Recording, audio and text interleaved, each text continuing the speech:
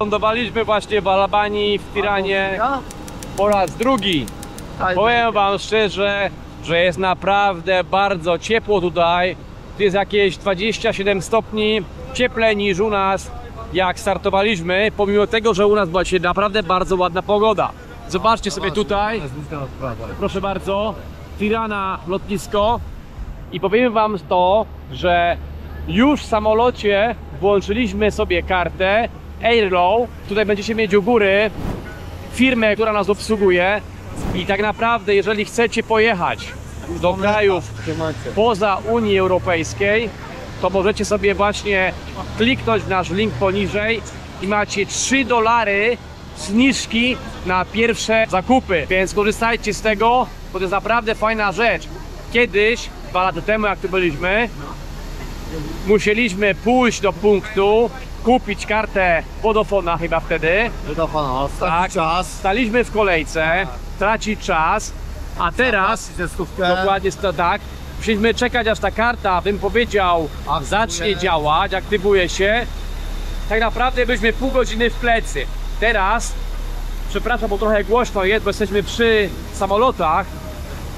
Teraz chytry włączył kartę bezpośrednio w samolocie i już mogliśmy wysłać własnym żonom wiadomość, że wylądowaliśmy. Wchodzimy sobie przez brameczkę. Tutaj macie wymianę, bym powiedział, walut. Wymieniamy 40 euro na start. Dużo nie stracimy. Teraz macie przykład prosty. Tak? W tamtym razem, 2 lata temu, braliśmy kartę Vodafona i teraz zobaczcie sobie tutaj. Jest kolejeczka, tak, żeby wziąć kartę Vodafona. Godzinę, jak wszyscy ci ludzie, którzy Dokładnie. nie pomyśleli wcześniej. A my, żeśmy sobie kupili przez internet. My mamy wykupione 2 karty, jedną na Albanię, jedną na Czarnogórę. Jeżeli chodzi o wypożyczalnię Roberta, to jest zaraz tutaj za rogiem. Patrzcie sobie tutaj. On ma tutaj naprawdę mnóstwo samochodów. Zobaczcie sobie, tak? Kupa samochodów. One wszystkie są, bym powiedział, zajęte w sezonie.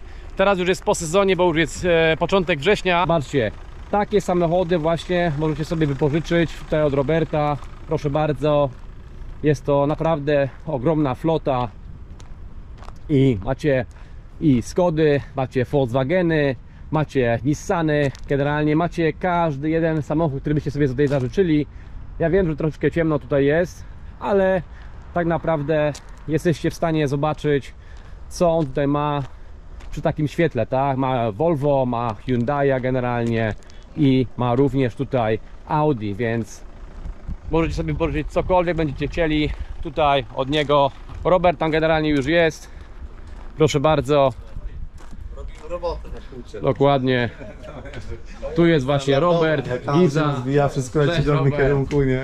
Witam Cię. No, także żeśmy tu już nagrali wszystkie samochody. Tu jest Robert, generalnie jego Przyjaciel z kampioną. Dokładnie, lecimy. także widzimy, jak on tutaj ma wszystko. Zaraz się zabieramy do wypożyczenia samochodu. Zaraz wam pokażemy furkę, którą tutaj Robert nam dał. No i będziemy sobie cisnąć, tak? Samochód jest, myślę, odpowiedni pod miejsca, które jedziecie, żebyście nie utknęli. Żebyśmy nie utknęli. Tak, on nam tutaj furkę Robert sprawił, proszę bardzo.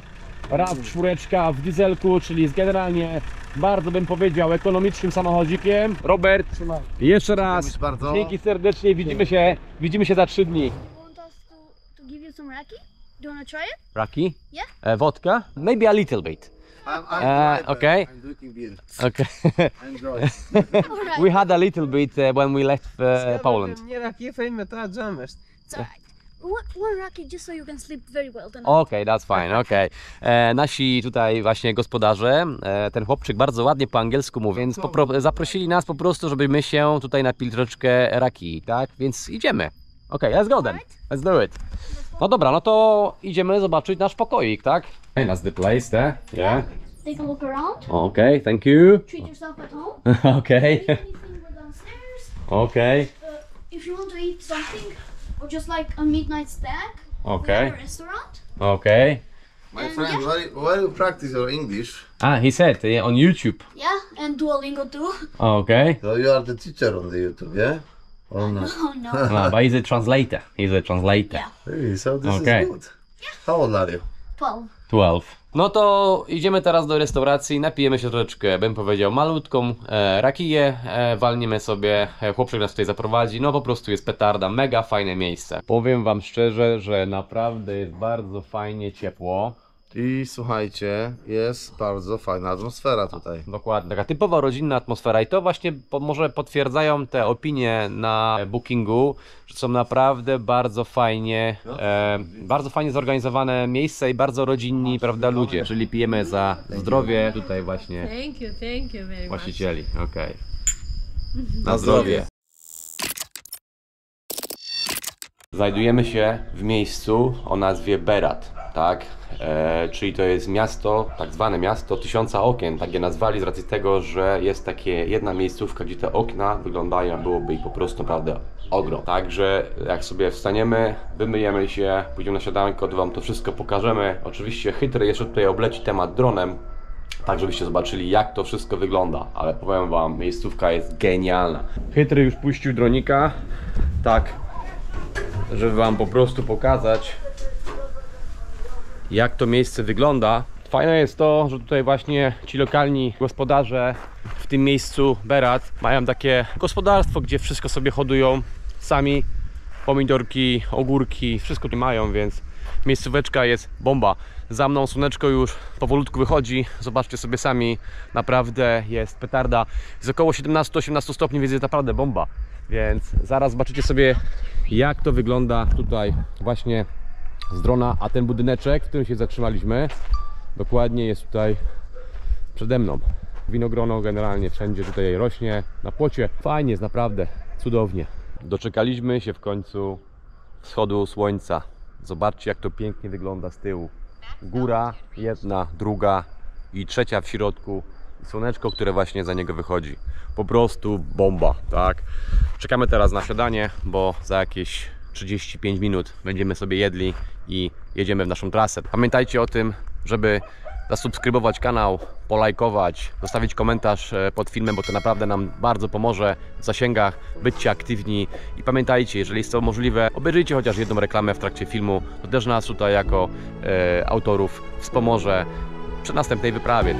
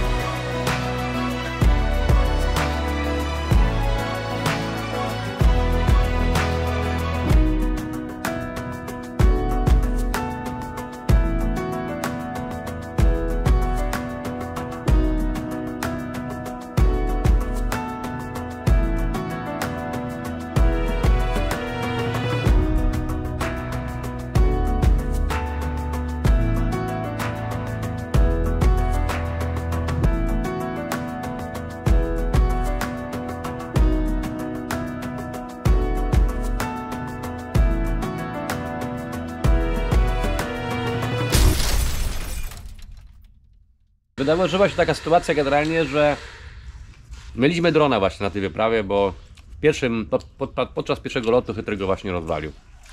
Noga odpadła, także przepraszamy was najmocniej, jeżeli nie zobaczycie w ogóle żadnych widoków oprócz tego jednego, którego tu widzieliście, zanim się po prostu rozwalił. Może się uda naprawić na tej wyprawie. Dojechaliśmy do miejsca, które nazywa się Miasto 1000 okien. Tak naprawdę tutaj żeśmy już byli rano, ale już wam pokażę dokładnie.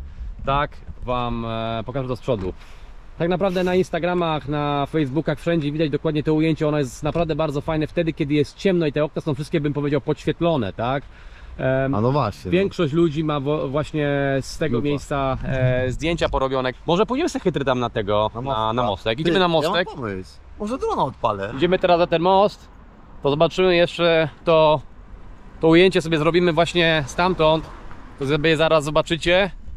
Ale trzeba powiedzieć szczerze, że to miejsce jest naprawdę takie ikoniczne, bardzo fajnie to wygląda z daleka. i dlatego tutaj wszyscy przyjeżdżają robić sobie foty, tak? No i tak samo jesteśmy tutaj my. Ale powiem wam, co jest tutaj ciekawe, że ta rzeka, nie to, że jest brudna, bo to nie jest rzeka brudna, bo jest brudna, tylko dlatego, że ta woda jest pewnie dlatego taka ciemna, bo ta skała jest wypłukiwana przez tą wodę generalnie i ta woda jest taka, bym powiedział, jak mleko, taka kawa, kawa z mlekiem, bym powiedział, tak? No, te budyneczki, które wam pokazywałem przed chwilą, dokładnie są tutaj za nami. To wygląda naprawdę fajnie, bo ciekawe to są ujęcia. Szczególnie to fajnie wygląda, jak te wszystkie okna, tak wam powiedziałem, są podświetlone wieczorem. Dlatego się nazywa to miasto miastem tysiąca okien. Ogólnie miejscóweczka bardzo przyjemna do zobaczenia. Większość ludzi, którzy przyjeżdżają do Albanii, właśnie przyjeżdżają do tego miejsca, aby sobie tutaj zrobić jakieś zdjęcie, prawda, na Instagrama, na Facebooka i tak dalej. My po prostu jesteśmy tutaj przejazdem, pojedziemy do kanionu Osumi, kanion góry, tam jest taki kościółek, nie wiem czy widzicie go ogólnie na górze, dokładnie bym powiedział tu gdzieś, a tu zobaczcie sobie tą wodę, która tutaj płynie, jest strasznie zamulona. What's your story? What's your sign? It's like we're twin flames in a different life. Deep connection lights a spark. It's like you know me in the depths of my heart. We're dreamers. Don't care what other people say. We live it like this could be our final day. We're dreamers. Don't care what the others say. We're doing this in our way. We come alive. Tylko pomachaj do wszystkich tutaj z tej strony. Siemano.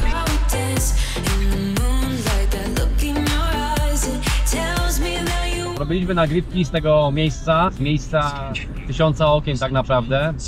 Skręcamy teraz już w prawo, jedziemy przez most i zmierzamy w kierunku kanionu Osumi. Whenever I'm with you, I am alright. There's something about the way you make me feel inside. I'm counting down the days till we fly away. Heading to the sun, only you and me. Don't wanna waste another day being stuck here in this place. No, wanna hold your hand in mine, watch the sunset in your eyes.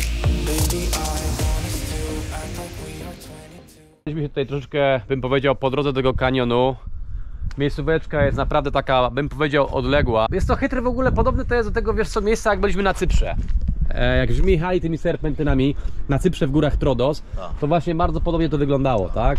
No, a zobaczcie sobie, jaką mamy fajną furkę. Taką nam furkę tutaj sprawił Robert Giza z firmy Trzybor Group, prawda?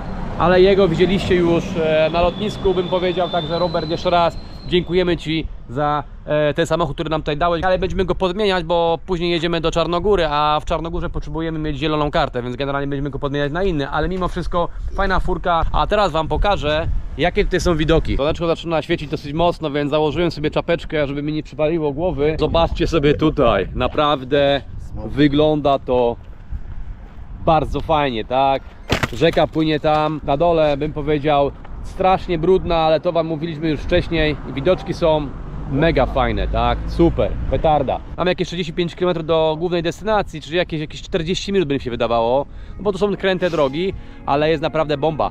Teraz mam nagrane kilka shotów z kijka.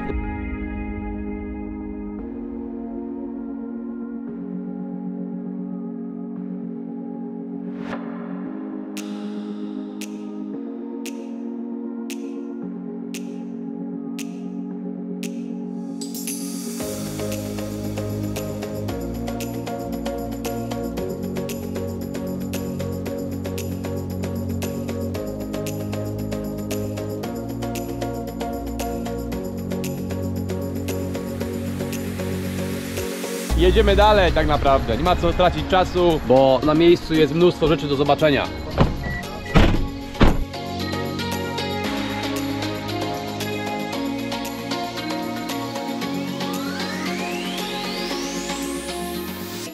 Moi drodzy, mamy fajny mostek na naszej trasie, więc jedziemy tam zobaczyć, jak on wygląda. Powiem Wam, taki, bym powiedział, trochę niebezpieczny, jeżeli chodzi o przejście przez niego. No. Hello. Okej. No jest tam. Tutaj, tu. Tam, zobaczcie sobie, to jest góra o nazwie Tomor. Jest. Tomor jest. Jest. I pan tu właśnie przed chwilą powiedział, że tutaj byli ludzie z Leszna, którzy sobie tutaj spali właśnie, a to jest taki właśnie, bym powiedział, mostek, który jest taki, no, bym powiedział, niezbytnio bezpieczny, ale można przez niego przejść, tak? Can we go? Yeah? Okej. Okej. Pan mówi, że możemy sobie przejść na drugą stronę, więc zaraz wam ten mostek pokażemy, ale trzeba powiedzieć szczerze, że jest petarda, bo takie mostki to ja widziałem gdzieś tam, bym powiedział, w Pakistanie czy w Indiach na filmach oczywiście, także zobaczcie sobie, żebym wam tutaj dużo nie gadał. Proszę bardzo, to jest ten mostek, naprawdę lata świetności ma już za sobą. No trzeba powiedzieć szczerze, że jest sztosiwo. Także zobaczcie sobie tu, jakie są piękne tereny dookoła, pogoda piękna, woda jest brudna, tak jak mówiłem wcześniej. Super, naprawdę petarda. Także idziemy na drugą stronę tego mostu. Zobaczcie sobie tutaj. No, trzeba powiedzieć szczerze, że nie jest to... Zobaczcie, tu w ogóle się wszystko sypie generalnie, także tak to wygląda. Zobaczcie sobie tutaj, jakie tu są ogromne dziury w tym moście. Te druty, które tutaj, bym powiedział, powiązane są do tych metalowych prętów, też za ciekawe nie są. Także, o, właśnie chytry teraz szedł i noga mu wpadła. Noga mu wpadła tutaj do tej dziury, więc jeżeli tutaj przyjedziecie, to pamiętajcie, uważajcie, bo ten most do bezpiecznych nie należy. No zobaczcie sobie tutaj, tak? Tu w ogóle jest, nic nie jest powiązane, nic. Zobaczcie, tu w ogóle tutaj tak samo, zerwane jest wszystko, wygląda dokładnie to w taki sposób, jest to w opłakanym stanie. No ale cóż, chłopaki z petardy lubią tego typu wyzwania, więc musieliśmy to zrobić, żeby wam to pokazać, tak? Także idziemy teraz już dalej, będziemy wam relacjonować wszystko na naszej trasie.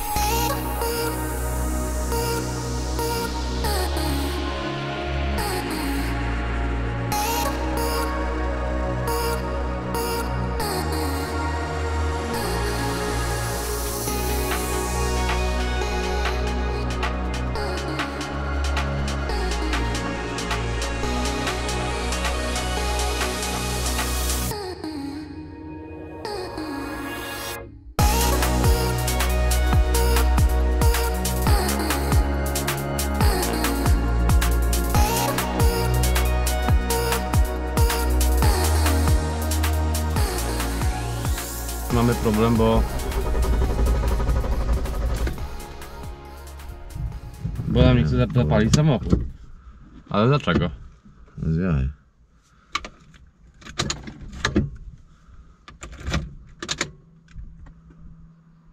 Nie, jeszcze nie. Niech zgaśnie akumulator, lampka, wszystko musi zgasnąć. Masz? No.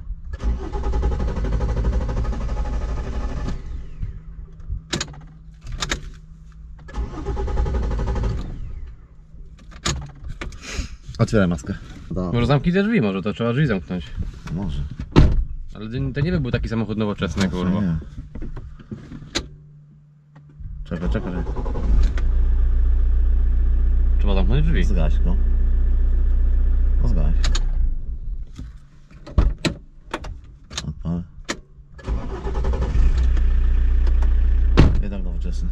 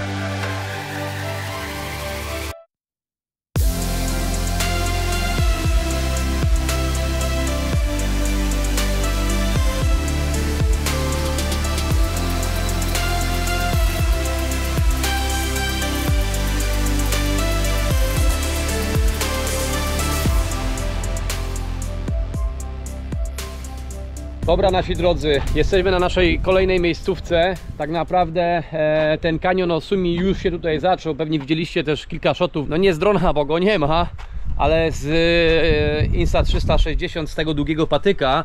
I trzeba powiedzieć szczerze, że wygląda to naprawdę fajnie. To teraz zobaczcie sobie, gdzie my jesteśmy i jak wygląda to tutaj dookoła. To w ogóle jakaś taka dziura jest. Co to w ogóle jest?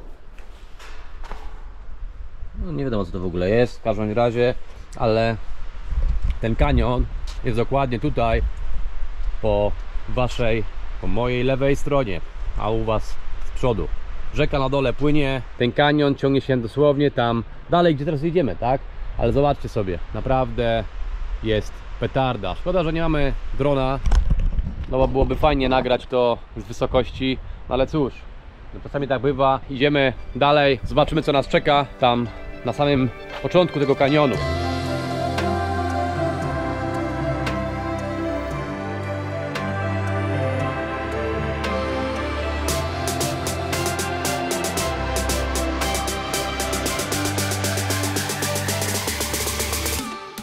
Zobaczcie sobie, jesteśmy na tym moście, który chcieliśmy zobaczyć wcześniej. Auto tu się nadaje, żeby jechać.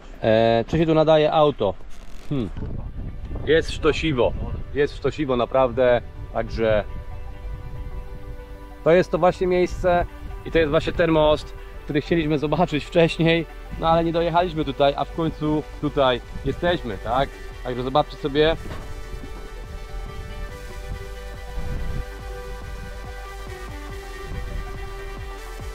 Dobra, chłopaki z petardy to nie ty, więc przejeżdżamy przez most. Tak naprawdę nie wiemy, czy on wytrzyma.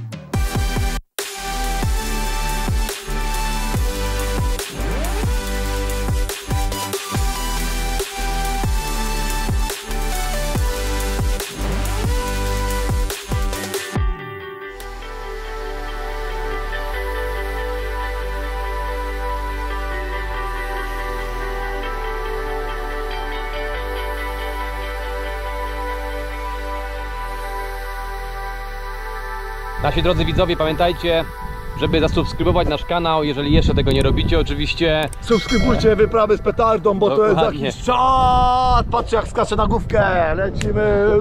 W każdym razie zostawcie lajka pod filmem, komentarz, byłoby naprawdę super. Zobaczcie sobie, jaka tu jest petarda. Tam słychać na dole ludzi, którzy się kąpią. Co prawda teraz ich nie widać, ale przed chwilą byli na dole. Ale ten kanion jest naprawdę spektakularny. 2 lata minęło i chłopaki z petardy zrobiły to, co chciały zrobić na początku, tak? Czyli zobaczyć ten kanion, zobaczyć ten most, na którym teraz jesteśmy. Po prostu bomba. Jedziemy teraz na dół taką offroadową drogą do kanionu, więc zaraz wam pokażemy. Petarda, tam już kilka osób na dole jest, więc nie jest to jakoś, bym powiedział, wymagający teren. A samochody, które tam na dole są zaparkowane, są takie, bym powiedział, zwykłe. Nasz jest po prostu faktycznie offroadowy w porównaniu do tego samochodu, co tutaj jest.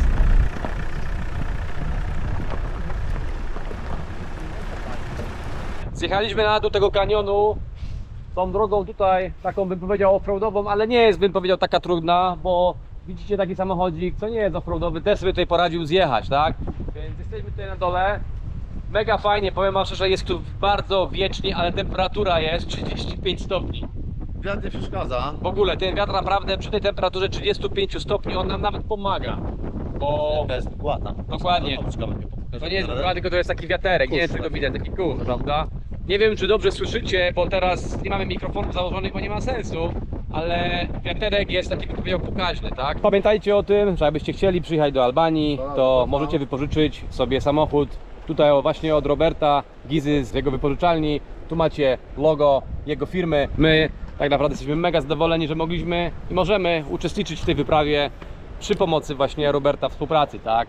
Robert, Super. piona dla ciebie. Piona, super Bracie. Robert, dzięki. Dobra, jedziemy dalej, zaraz wam pokażemy gdzie. Yo. Jak się wam tutaj podobają widoki nad tym, nad tą rzeką tutaj, w tym kanionie? Fajnie, nie?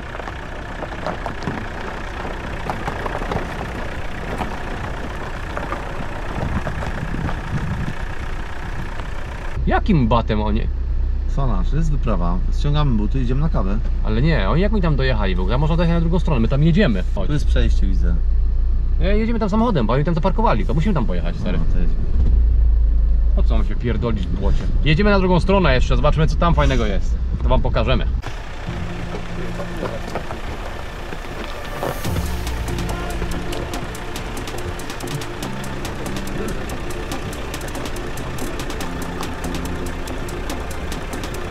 Zobaczcie sobie, tutaj jest taka fajna miejscówka na samym dole kanionu. My byliśmy dokładnie po drugiej stronie tam samochodem, teraz jechaliśmy tutaj, jesteśmy dosłownie w tym miejscu. Tu jest dużo samochodów, więc jest taki, bym powiedział, delikatny, no może to nie jest plastik, bo mnóstwo ludzi tu oczywiście nie ma, ale na pewno ktoś, no nie jest to miejsce, w którym jesteście sami, tak? Więc zobaczcie sobie, jak to wygląda. Miejscóweczka jest bombeczka, a zaraz pójdziemy sobie na drugą stronę tego prowizorycznego mostku, który tu jest zbudowany. A dzieciaki się w błocie bawią. No to coś się napijemy tam po drugiej stronie. Mamy jakiegoś ziomka z Albanii. Okay, yeah. Excuse me, excuse me, Albania, Polonia, Ukraina, Russia. Okay. Yeah. Okay, yeah. It's okay, alright. Bye, my friend. I Thank love you. you too much. Bye bye. Bye bye. Dobra. Każę, o! kurwa, Chytry, to- masz drona. Tam patrzcie, tam na górze dron jest. Chytry właśnie potrzebuje drona. Spasiba. Spasiba bolszoj. Понимаешь? Pani Majisz, До jest. свидания. Do widzenia. W ogóle nie wiem o czym ten gościu mówi. W każdym razie idziemy na drugą stronę tego mostku. Tam jest taki sklepik, bym powiedział, to się napijemy czegoś za rozsądne pieniądze oczywiście. Po drugiej stronie tej rzeki znajduje się taki sklepik, bym powiedział, no pod tą skałą, zobaczcie. Tu jest skała, a tu jest ten sklepik. No to napijmy się co? Ja się napiję może zaróweczki, a Chytry napije się Ja też no alkohol. piwko. Okej, okej. 0%. Okay. How much? It's a 5, please. Five? 4 cola and 3 Heineken. Free 500 lek or 5 euro? 5 euro. Yes. For both, yeah? Yes. Okay. No i to piąteczka za dwie. There you go. Okay, thank you Thank so you. much. Thank you very much. Thank you. No i dobra, mamy piwko, mamy kolkę. Tam Proszę siadamy, tam bardzo, z kanionu. siadamy Tam gdzie koło my kanionu. 2,50 za takie coś. Razy 4 zł dyszka. Spoko.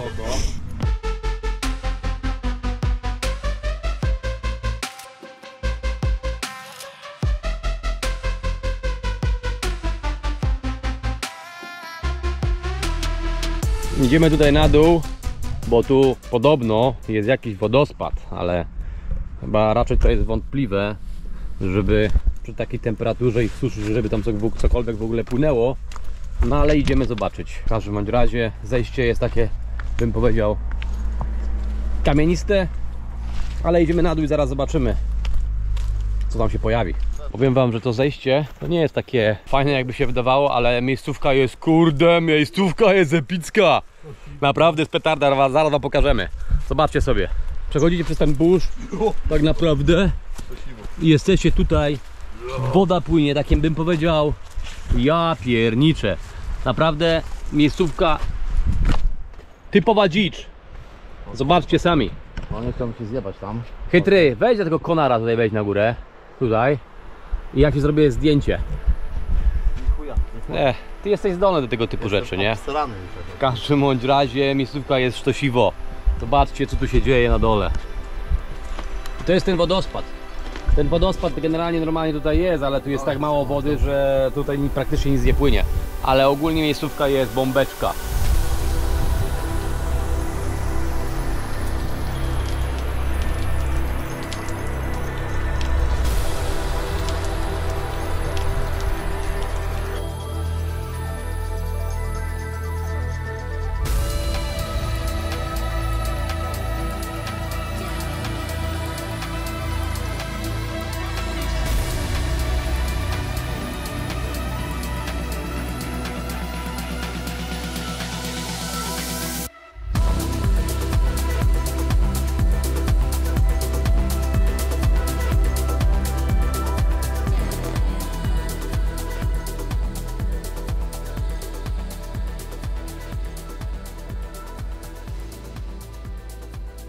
Zatrzymaliśmy się tutaj na trasie i tu jest taki fajny, bym powiedział, przydrożny bar. Chcieliśmy coś zjeść.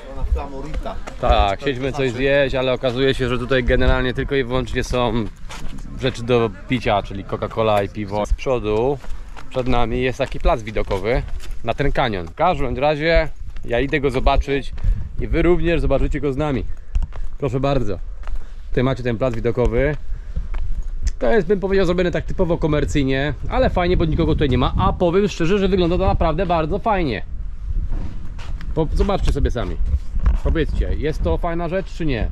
Dajcie znać w komentarzu, czy wam się podoba. No bo nam się podoba, przynajmniej mnie. Możecie to sobie pójść do samego końca. A na samym końcu macie taki widoczek. Proszę bardzo. Wow, chytry. Petarda.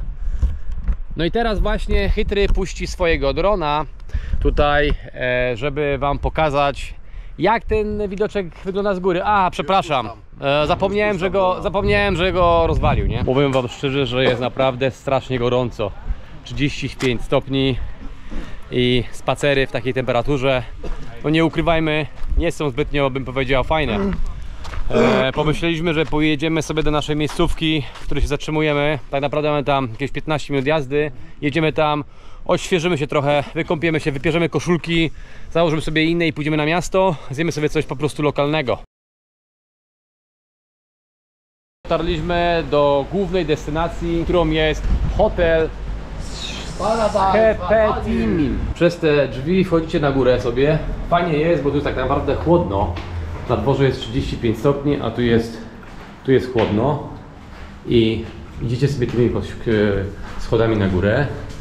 Tam jest na górze, tak mówię, tam na samym szczycie jest wiele pokoi. Tam na górze też są jeszcze pomieszczenia, ale my idziemy dokładnie tutaj. Tu jest jeden pokoik, bym powiedział, na jedną osobę chyba. A tutaj znajduje się w tym korytarzu ciemnym, znajduje się nasz pokój pod numerem 9. Ok. Proszę bardzo. I tak wygląda nasza miejscówka za 177 zł bodajże. No tanio nie jest, nie ukrywajmy. W tym miejscu, gdzie się teraz zatrzymujemy, o nazwie Korowod. A tu macie toaletę. Proszę bardzo. Bolerek całkiem, powiem wam szczerze, nie można narzekać generalnie na wyposażenie. Hostel, no. Jest okej. Taki hostel, czy hostel to jest takie miejsce, gdzie macie wiele osób w jednym pokoju, taki typowy hostel. No, wiele. Ale u nas generalnie mamy tylko Ja, dwie. Solarz, Chytry i Marcin. Okej. W każdym razie To są 4 osoby. kończymy na razie, idziemy się kąpać, a później wychodzimy na miasto. Chłopaki z petardy odpoczęły, wykąpały się, bo śmierdziliśmy po prostu jak dwa skunksy. Znaczy ja to śmierdziałem jak skunks, a on śmierdział podwójnie jak skunks tak naprawdę. Znalazłem taką fajną miejscówkę w tym regionie, gdzie jest to miejsce Korowod. Zobaczymy, co to w ogóle jest. Taki fajny mostek, bym powiedział, starego typu. Pójdziemy sobie, zobaczymy, pooglądamy i wam to wszystko zrelacjonujemy, tak? Jedyną rzeczą, powiem wam tak, kąpaliśmy się i to jak w Albanii, to prysznic po prostu leje się wszędzie, tak? Na kipę, na bidę, na umywalkę. I tradycją w Albanii jest to, że oni zostawiają w każdej łazience takie klapki. Nie wiem, kto by chciał takich klapków w ogóle używać, bo ja bym nie chciał. Na pewno chłopaki z petardy. Dokładnie, tak? Więc tak naprawdę ten prysznic ma zdupczoną słuchawkę i ta woda wylatuje dokładnie zza słuchawki, z wężyka. Nic nowego. W każdym razie nic nowego jak na Teneryfie, tak? Dobra, jedziemy teraz, widzimy się na miejscu. Zobaczcie, jaki tu jest ładny chodnik. Zakładam, że oni są w trakcie robienia tego chodnika, bo... Solarz. To już jest gotowy chodnik. Okej. Dobra, no w sumie w Albanii to już jest gotowy chodnik, tak.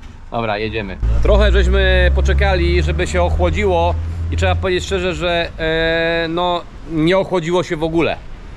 Dalej jest gorąco, jak nie wiem, więc... a tam z tyłu tego hotelu jest taka rzeka, ale standardowo wymyte skały, brudna strasznie, nie? Także zobaczcie sobie tutaj, tam jest w ogóle taki wodospad. Ale skąd? Nie wiadomo. Dobra, dotarliśmy na tą miejscówkę. Co prawda dupy nie urywa w ogóle. Jest taki zwykły po prostu mostek. Na zdjęciach wyglądało to zdecydowanie lepiej niż na żywo. No ale cóż, jak już tutaj jesteśmy, to wam pokażemy, tak? Dużo tutaj krów jest, tam jakiś konik się pasie tak samo, więc przejdziemy się tym mostkiem na drugą stronę. Sama konstrukcja mostku to jest ciekawa generalnie, bo to jest taka, bym powiedział, jakaś konstrukcja sprzed kilkuset lat do tyłu prawdopodobnie. No ale tak mówimy, dopóki nie urywa generalnie. Samochód stoi na górze, słoneczko już powolutku zachodzi dobrze, bo już jest tak gorąco, że się w pale nie mieści. I tyle. Tak naprawdę nie mamy za bardzo dużo wam dzisiaj do pokazania. Pójdziemy tylko jeszcze sobie coś zjeść, więc pokażemy wam to miejsce, gdzie jemy, bo jesteśmy już tak naprawdę głodni, a jest już 17.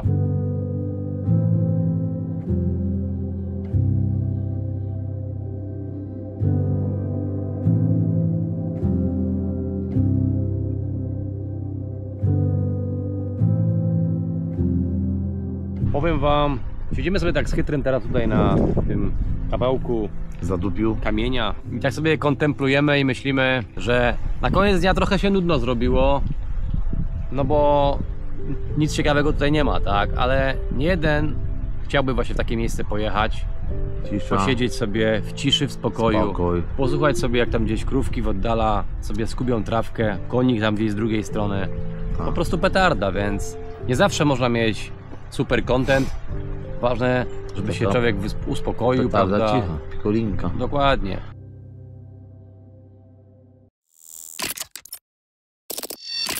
Dzień dobry, witamy wszystkich widzów. Dzień drugi wyprawy z petardą. Powiem wam szczerze, że wczoraj byliśmy już naprawdę wypompowani. Ja poszłem spać około godziny 8, po prostu wyłączyłem bezpiecznik całkowicie, wstałem o 5. No po prostu się nie dało. Już czuć było, że żeśmy zaczęli zwalniać z racji tego, że no tak jak widzieliście wcześniej, poszliśmy spać w pierwszym dniu, w tym pierwszym dniu, gdzie żeśmy tutaj dojechali o godzinie 1, a wstaliśmy de facto o 6, więc spania praktycznie nie było. A jeszcze wczoraj pogoda była taka po prostu, bym powiedział, lampa, że no co powiedzieć, no wykończyło nas to. Ale dzisiaj jesteśmy pełni mocy. Zaraz nam tutaj pani przychodzi o 6:30, przyniesie siadanko do pokoiku, zaraz wam pokażemy, co nam tu w ogóle sprawi. No i jedziemy do Tirany naprawić drona. Zobaczymy, czy nam się uda. Jeżeli nam się uda, później wymieniamy samochód na lotnisku na inny i ciśniemy sobie już do następnej destynacji. Doczekaliśmy się naszego śniadanka. Proszę bardzo, tutaj pani przyniosła. I zróbmy to poranne Rozpoczęcie. reveal. Raz, dwa, trzy. O, powiem wam szczerze, cudownie. naprawdę jest fajnie, tak? Chlebek, kiełbaska, pomidorek, naprawdę bardzo podstawowe rzeczy, owoce, woda i co my tu mamy jeszcze? Jajeczko. Powiem szczerze, że naprawdę jak na takie podstawowe śniadanko, Pachnie ładnie. pachnie ładnie, pani się postarała. Super, petarda. Koniec tego dobrego, wychodzimy.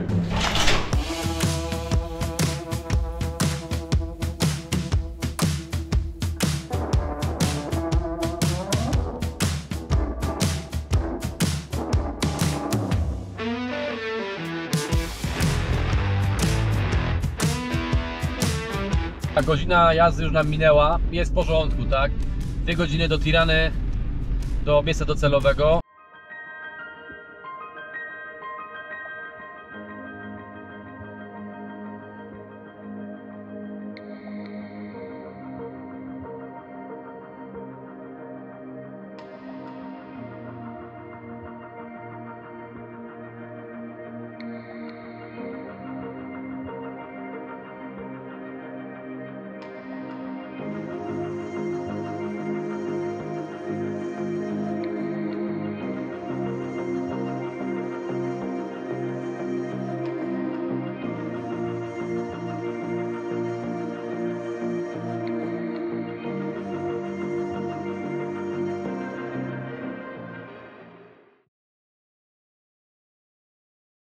Tirana. Witamy w stolicy kraju. Dokładnie. Dojechaliśmy do Tirany. Gościu od drona dalej nie odbiera telefonu. Spróbujemy się zakręcić przez chwilę No. w jakichś sklepach, jak będą otwarte. Ja spróbuję załatwić śrubokręt, mogę coś pomajstruję i uda się zrobić tego drona na sztywę. Jak nie, to trudno. Mam nadzieję, że gość nam pomoże, jak będzie uczciwy i, że tak powiem, nie zrobi nas bambuku, bo wczoraj mówił, że może być dostępny, a dzisiaj już nie odbiera. Dzisiaj już nie odbiera telefonu, nie? Czas pokaże, ale jesteśmy w Tiranie, generalnie wyjdziemy, pokażemy wam chociaż trochę tej Tirany, generalnie tam, co tam się dzieje. Tak naprawdę miasto, no generalnie chłopaków z petardy nie interesują miasta i my próbujemy ich w ogóle unikać, ale czasami po prostu trzeba przez nie przejechać. Przejdźmy to. To już po prostu wam zrobimy kilka fajnych shotów, żebyście zobaczyli, jak to miasto wygląda.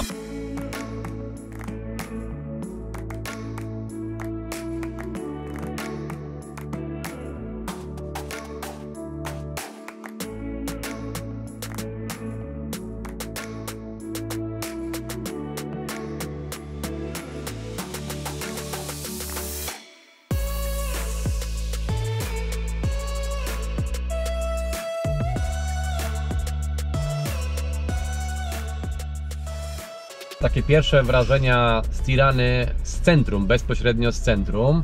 Nie Na wiadomo. początku było tak nowocześnie, później się zrobiło trochę, bym powiedział, mniej nowocześnie, bardziej tak przestarzale. Uważaj, bo tutaj się dosyć, bym powiedział, dzieje.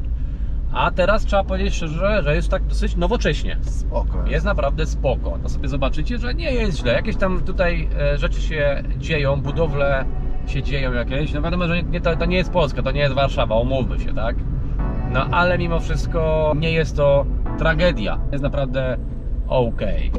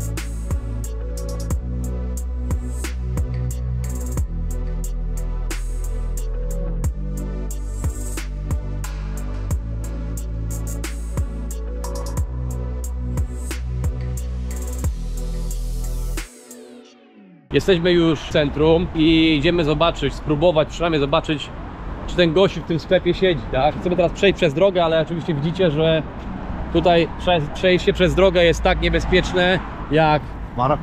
w Maroko, tak?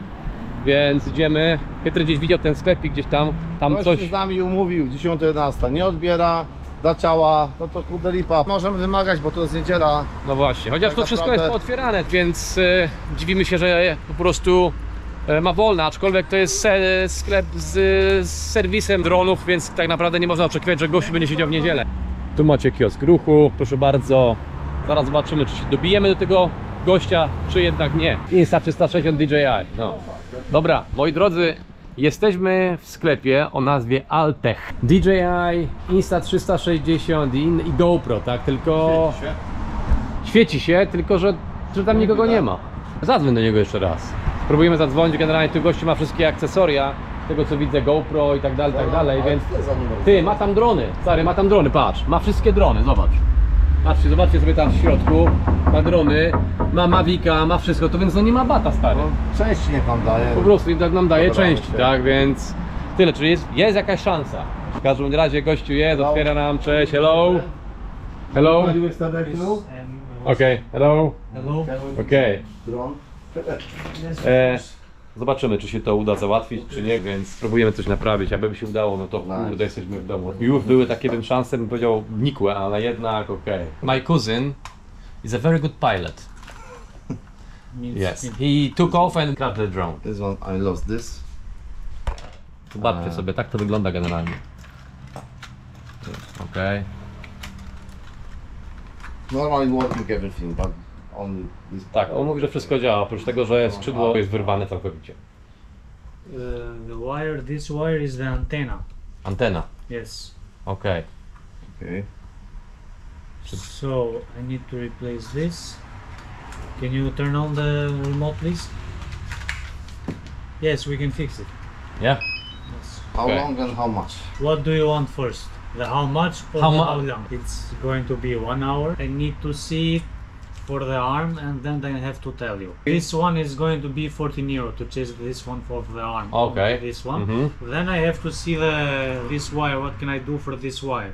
Unfortunately, I don't have this arm to change it all. W każdym razie pan mówi, że Tu jest antena w tej nodze, w tym ramieniu, no i może być problem z wyciągnięciem tego kabelka, no ale zobaczymy. No. W każdym razie gościu się zabiera do pracy, będzie go naprawiał, więc mam nadzieję, że w końcu chytry zamknie się i powie ok, jest, wystartuje nad jeziorem Bowilla i go rozwali. Tak naprawdę jeszcze kilkanaście metrów dzieli nas od prawdy, która pokaże wam, że będziecie mieć w tej serii jakieś w ogóle ujęcia z drona. Jesteśmy już na miejscu, więc idziemy zobaczyć, jak to w ogóle wygląda. O, dron już leży, chytry. Proszę bardzo. Dron już leży na stole, naprawiony. Okay, hello. It is ready to fly again. Yes. Ready to crash again. Yes. 99% he will crash the drone. Ten gościu uratował nam skórę. Today was my day off and I'm here just for you. On mówi, że on miał dzisiaj w ogóle wolne i nie miał tutaj zamiaru w ogóle przychodzić, ale przyszedł tutaj specjalnie dla nas. Także naprawdę, jakbyście kiedyś mieli problem z dronem w Albanii, przyjedźcie do Tirany, gościu wam pomoże. Ten pan powiedział w ogóle, że to jest jedyna firma w ogóle w Albanii, naprawdę jedyna firma w Albanii, która naprawia drony, tak? Także naprawdę super, gościu, no zobaczcie sobie. Dron jest cały, nic mu nie dolega, oprócz tego, że jest kilka podrapań, do tego się nie usunie. Wszystko działa. Dron naprawiony. Zobaczcie sobie, tutaj pan przykleił naklejkę wyprawy z petardą. Thank you.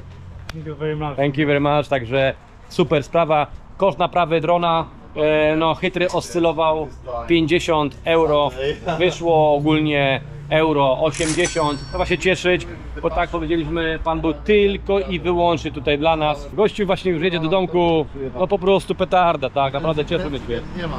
Jeden biedy nie ma, no słuchaj, 80 euro cię skasował.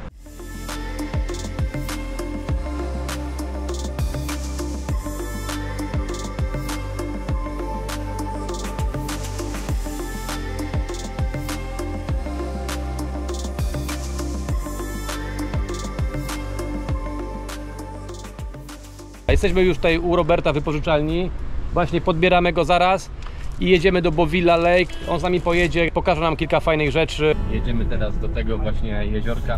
O, powiem wam, że taki delikatny offroadzik jest, ale to dla takiego samochodu jak dla nas to w ogóle nie jest to.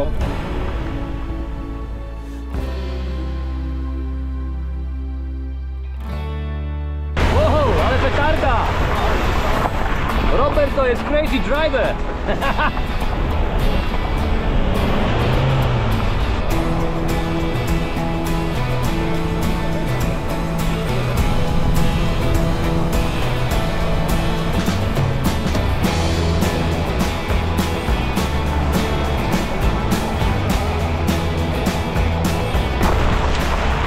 No i do tego właśnie służą samochody 4x4.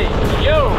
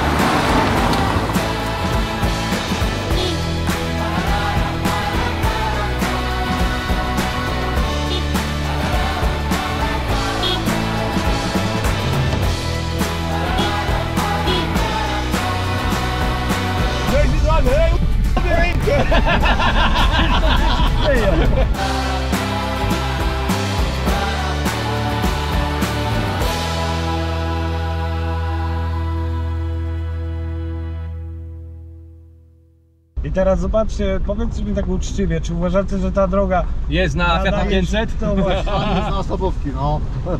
Się wydawało, że to taki, Robert, taki krótki ten odcinek takiej gównianej drogi. Nie, to jest daleko, później wskakuje asfalt, Okej.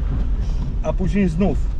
No powiemy szczerze, nasi drodzy widzowie, że podjazd no może nie jest aż taki bardzo trudny, bo nie jest.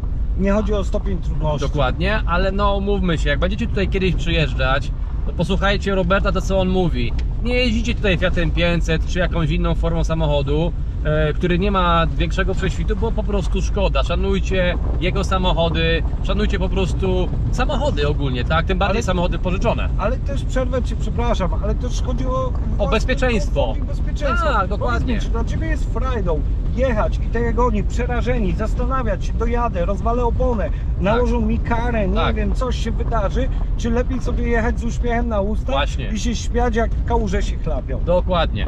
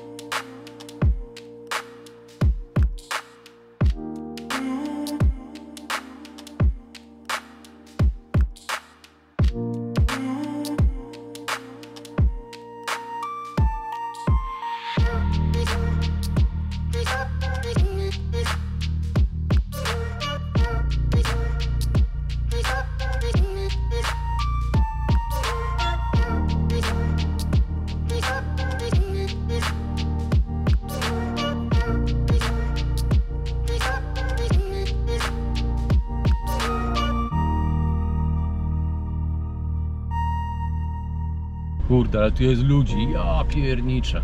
Powiem szczerze, że nie spodziewałem się, że tyle będzie tu osób.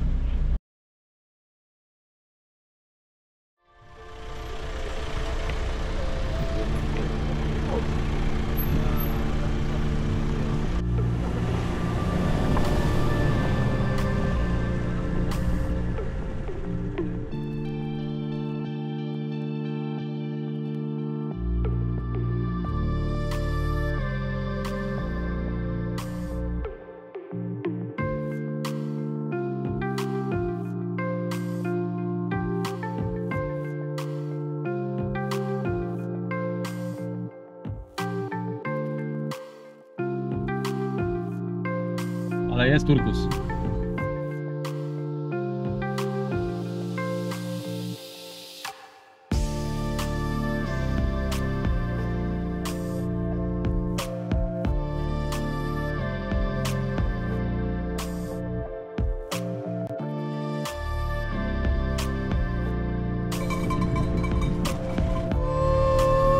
Hello!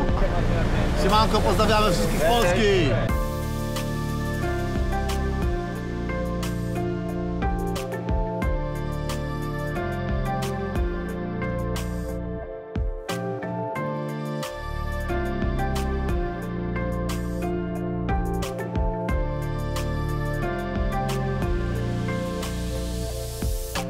Jak jest jesień, zima, to tutaj jest bardzo ślisko na tych zakrętach.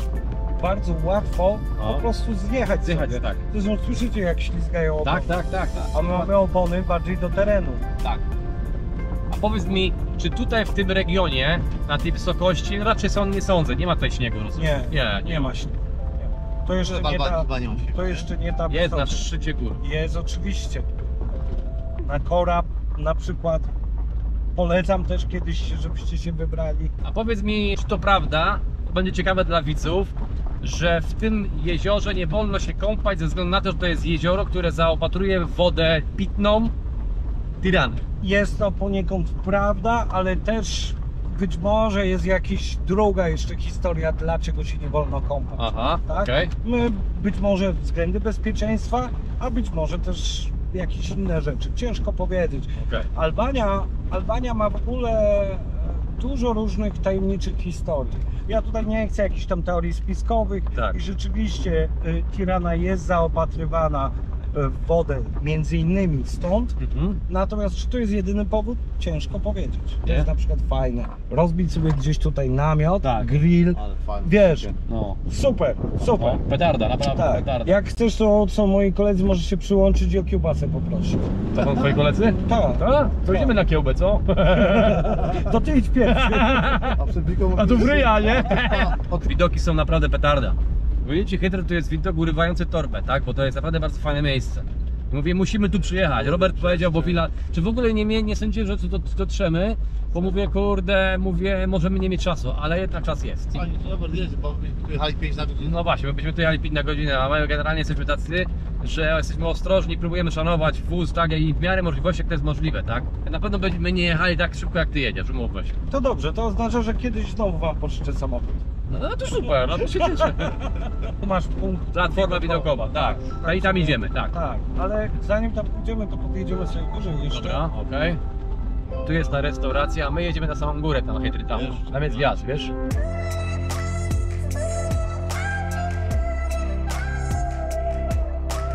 Idziemy już do tego, na ten plac widokowy, który znajduje się dosłownie tam na samym szczycie. A że Robert tam nas zaprowadzi, ale w trakcie tego spacerku Chytry mówi, że jest obstrany latania dronem, a Robert mówi, wiesz co, tylko zapłaciłeś 80 euro, więc następnym razem dostaniesz promocję, będziesz miał tanie, jak rozwalić, nie? Fajnie, że się udało Turkus zobaczyć, bo jutro ma być podobno pochmurnie, więc możemy nie mieć takiego szczęścia. Chytry ma już srakę jak nic, mówi, że sprzedaje drona i nie lata w ogóle i do widzenia. Dla niego w ogóle. Ja się w ogóle dziwię, że ty chodząc się jeszcze nie wywróciłeś, wiesz? Nie musisz mi dziękować. Zobaczcie sobie tutaj z boku, jak to wygląda. Macie taką barierkę zabezpieczającą, jakbyście się obawiali, że spadniecie. Więc naprawdę jest w miarę możliwości bezpiecznie. Pamiętajcie o butach trekkingowych, bo no nie chcecie się poślizgnąć na jakieś skale i skaleczyć kolano albo złamać sobie nogę, tak?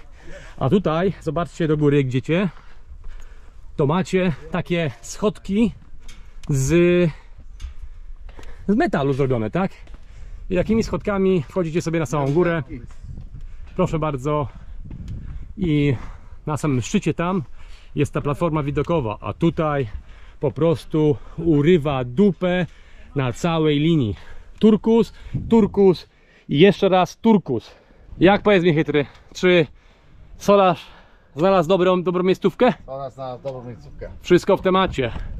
Także pamiętajcie, że wyprawy z petardą, pomimo tego, że jest tu dużo ludzi, to i tak jest pięknie. Jesteśmy na samej górze.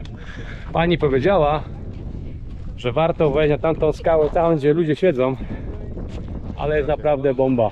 Powiem wam szczerze, miejscóweczka, nie ma się co dziwić, że tu jest tyle ludzi, ale jest petarda.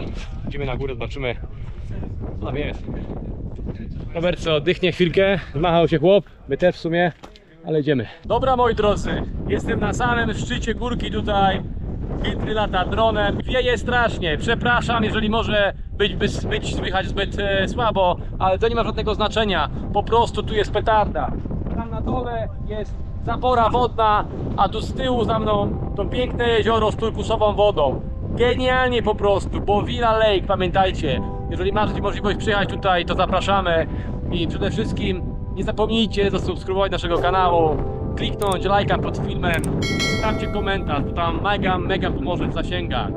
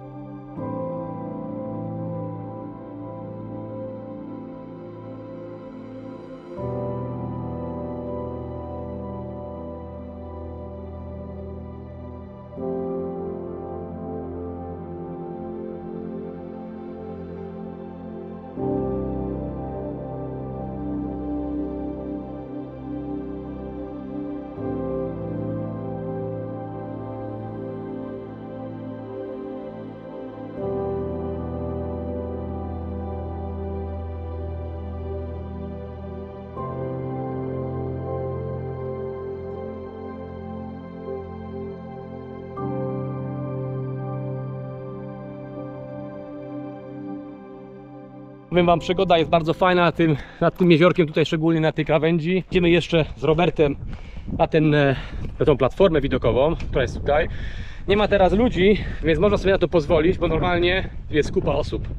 Zobaczcie, samochodów jest tutaj po prostu ogrom. Wieje wiatr, ale jest naprawdę bomba. Robert, dziękuję ci bardzo, że nas tu przywiozłeś. Po prostu To petarda. Ja dziękuję, że mogliście być tutaj ze mną, że ja z wami mogłem Super, być. super, petarda, naprawdę. Mam nadzieję, że będziemy się jeszcze widzieć kiedyś, bo Na naprawdę pewno to jest... nie raz, bo jest dużo miejsca do zobaczenia. Dokładnie, dokładnie. Jeszcze raz dzięki serdecznie, teraz będziemy szli na dół, ale powiem wam szczerze, jeszcze raz, korzystajcie z jego wypożyczalni, mega fajny facet, wyluzowany. No w ogóle nie muszę opowiadać, bo już widzieliście pewnie wcześniej. Tyle. Coś jeszcze było chciał Robert powiedzieć? Proponuję odwiedzać tego No. typu miejsca, póki są bardziej naturalne, mniej skomercjalizowane. Jak widzicie te widoki, tylko rozsądnie, tak? Przed chwilą tutaj widzieliśmy pana, który chodził sobie po skałach bardzo niebezpiecznie. Naprawdę jest dużo wypadków tutaj na terenie Albanii, więc też zdrowy rozsądek, ale warto zwiedzać Albanię. Warto poznawać jej zakątki. Zresztą przed wami też jeszcze dużo miejsc do zobaczenia. Tak, dokładnie. Super. Jeszcze raz dzięki Robert, czekamy na chytrego, aż wyjdzie z góry tam, zejdzie w sumie, bo on tam jeszcze z kijkiem lata.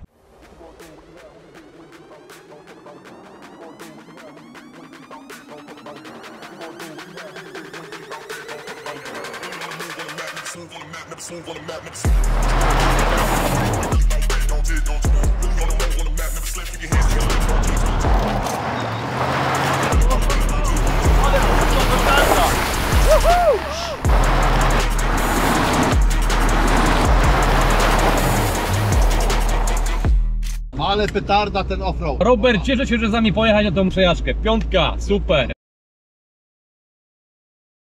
Jesteśmy w miejscu o nazwie Kruja. Dojechaliśmy tutaj tak naprawdę troszkę z małym opóźnieniem, bo oczywiście mapy Google nas wyrolowały i pojechaliśmy całkowicie w innym kierunku.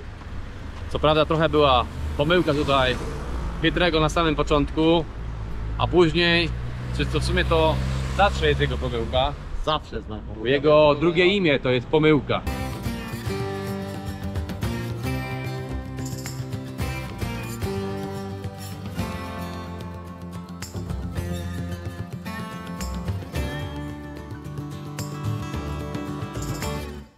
Powiem wam coś ciekawego, tak? Zaparkowaliśmy tutaj na tym parkingu z boku. Zobaczcie sobie, tu jest właśnie to miejsce o nazwie Kruja i okazuje się, że tam się nie da przejechać, bo to takie pachołki, ale w związku z tym, że Jest śpimy... znak. Jest znak, że nie Zakaz wolno poruszania wjechać. się Zaraz między wam go 9 a pokażemy, 10, tak? I między 9 a 22 zakaz poruszania się, ale w związku z tym, że my śpimy w Emiliano Rooms Hotel, to jest taki hotel na górze, coś w rodzaju zamku, tak byście spali w jakichś komnatach. Generalnie okazało się, że gość do nas podchodzi i mówi: panowie, Emiliano Hotel, to wy jedziecie tam, czy jesteśmy VIP? Petarda! No to słuchajcie, na lewo w ogóle okolica jest przepiękna. Jak zobaczycie, to są takie bardzo wiejskie, górskie chaty z drewna porobione. My idziemy na lewo, Soraż, uważaj, bo masz tutaj pachoły. Powiem ci, jak wygląda z prawej strony pachoł. Czekaj, śmiało, prosto. Jedziemy właśnie teraz na samą górę. Zobaczcie tutaj z boku, jaka fajna góra. Do hotelu, aby to wszystko dobrze skręcić i nagrać. A tam u góry, jak wam mówiliśmy, petarda to jest budżet. I tak się składa, że śpimy w zamku, kurwa. Idziemy na samą górę, tam właśnie mamy room i nocleg. Zobaczymy, co się wydarzy. Kruja na prawo, ale z buta. Już koniec. Emiliano, do góry. Emiliano, do góry lecimy. Ja cię bolę, ale czad, petarda to jednak wyprawy, które dają bardzo dużo energii, mocy i przygód. Solar, co ty o tym sądzisz? Chyba prawdę gadam, co? Gadasz taką prawdę, bo wypijesz już 4 piwa, więc na pewno. Słuchajcie, naprawdę bomba! Jesteśmy dzisiaj VIP. Szef tak załatwił, że właśnie jedziemy na samą górę, ale to jest sztos. Zobaczcie sobie sami, jak to wszystko pięknie wygląda. Jest całkiem naprawdę bardzo mocna petarda na tym wszystkim i my dzisiaj tutaj śpimy. Dawaj tam, parkujemy. Fortes, Escali, coś tam free. Jedź, free jest. Tak naprawdę powiem tak, mieliśmy całkowicie w innym miejscu nocleg na początku, ale w związku z tym, że zanim tu przyjechaliśmy, kontaktowałem się z Robertem Gizą i on powiedział: chłopaki, co wy chcecie w ogóle pokazać swoim widzom w Durrest? I on nam podpowiedział to, żeby pojechać do Krui właśnie i przespać się w tym Emiliano Hotels. Więc co robimy? Zmieniamy sobie rezerwację i jedziemy do Krui, do Emiliano Hotels i powiem szczerze, że naprawdę udało się, bo miejscówka jest po prostu petarda. A zobaczcie z tyłu tam, nie wiem czy widzicie, widać morze. Widzicie tam z daleka? Daleko, tam daleko, może nie widzicie na kamerze, ale tam daleko widać po prostu już wybrzeże, więc jest naprawdę, powiem wam szczerze, petarda. Chytry teraz puści dronika.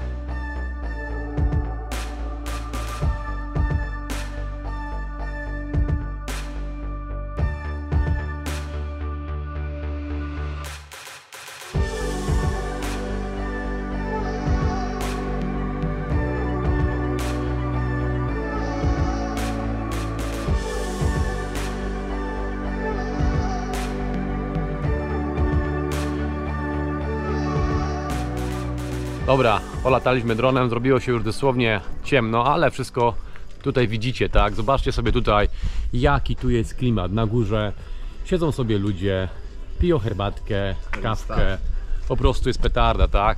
Teraz idziemy zalogować się do naszego hotelu i wykąpiemy się na szybko. Hello my friend. Hello. How are you? I... This is the tower museum. Yeah, very nice, very nice. Very good place. Zobaczcie sobie. Naprawdę. Po prostu jest petarda. Jaki klimat tutaj panuje. Naprawdę, kurde. I to tak naprawdę wszystko dzięki temu, że Robert nam tą miejscówkę podpowiedział. Very nice. 5 generations house, 300 Yeah. 300 years old, czyli 300 lat. Dobra, idziemy. Patrzcie, zobaczcie tutaj co tu się dzieje. Ale jest sztos. Jest sztos jak nic. This is the room here. Wow, te duża, Here's the Zobaczcie. cleaned out everything. Petarda. Corridors, bathroom is private for you. Okay, where is the bathroom? Zobaczmy, gdzie jest ta łazieneczka. Proszę bardzo. Zobaczcie sobie tutaj. Łazieneczka, naprawdę mega fajna sprawa. Zobaczcie, ile tutaj klimatu jest w tym hotelu, prawda? Zobaczcie. Together, the strongest one, you know? Wszystko tu jest takie klimatyczne. Na sam szczyt jest około 5 km ogólnie, a czasowo samochodem to wychodzi 7 minut.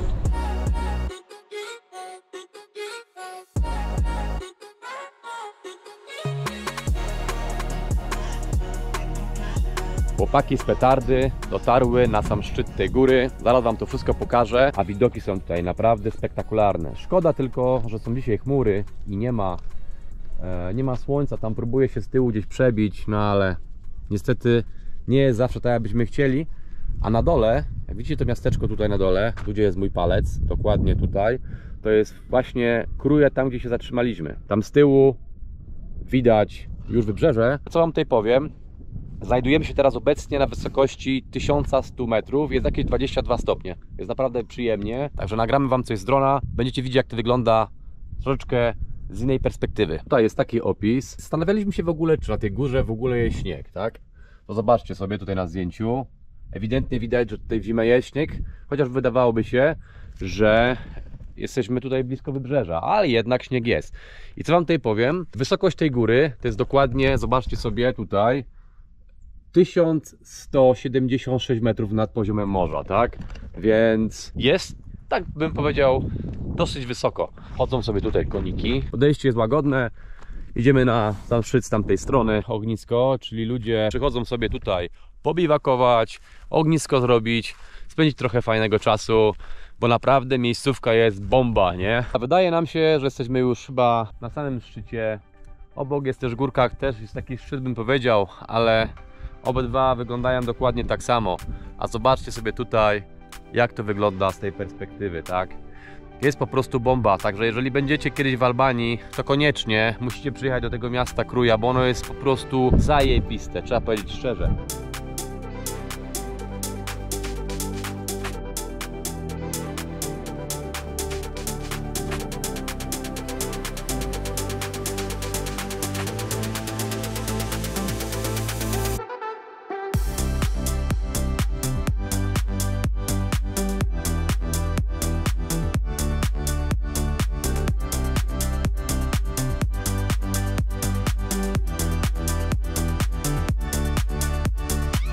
samym szczycie tej góry tutaj, zobaczcie, jest taki opuszczony hotel, widzicie z tyłu?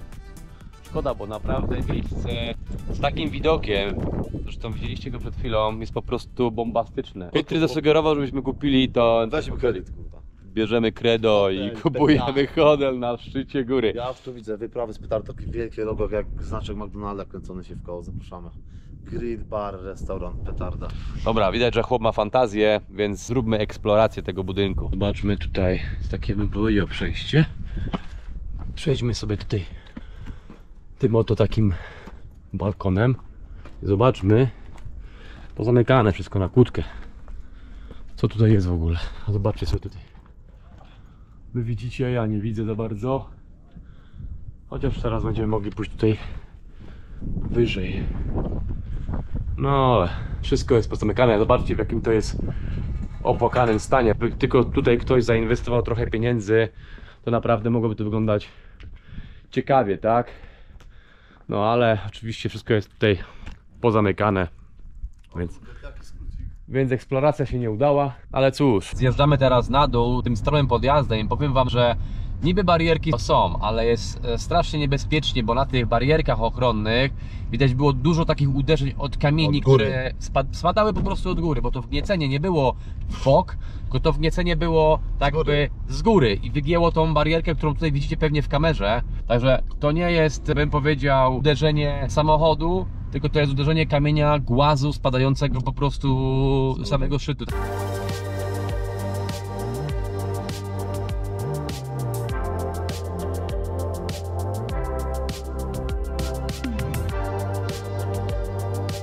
Piotr lata dronem, a ja pomyślałem, że zaproszę was tutaj do tego mini zameczku, żeby wam pokazać, jak to wygląda w ciągu dnia. Także zapraszamy. Proszę bardzo. To wygląda jak w takim małym zamku, przedzamcze tak zwane. Tutaj na górę możecie sobie wejść, tam też są pokoje, a zobaczcie, ile charakteru ma to miejsce w ogóle, tak? Te szmaty wiszące są takie ciekawe, to jest pewnie ozdoba tego obiektu. One nie służą do niczego, tylko po prostu mają wyglądać, tak?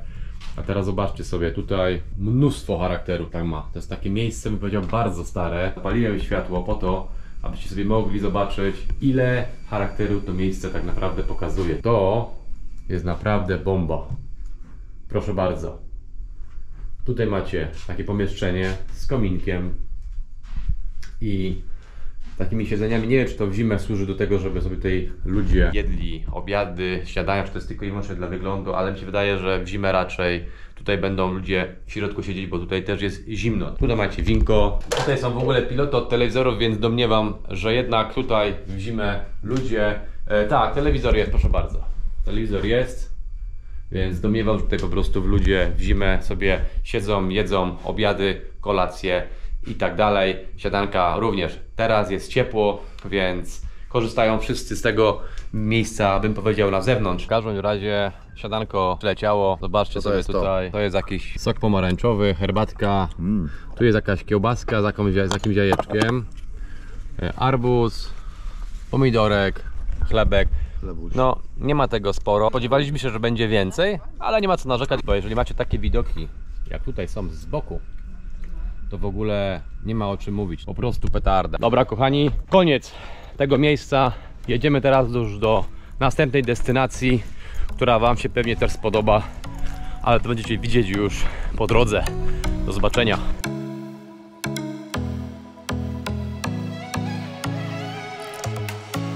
Tutaj wczoraj piliśmy rakiję. Zobaczcie.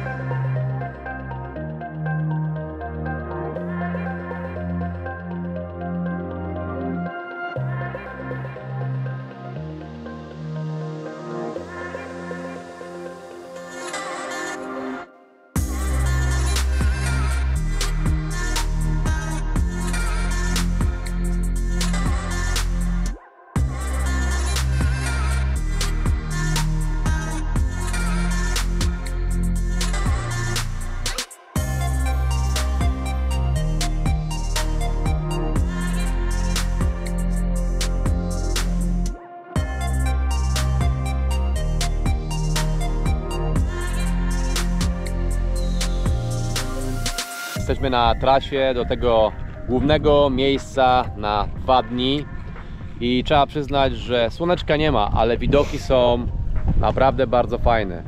Woda zielona, ona w słońcu pewnie jest taka sama turkusowa. Tu chłopaki na motorach jadą z Włoch, zobaczcie sobie.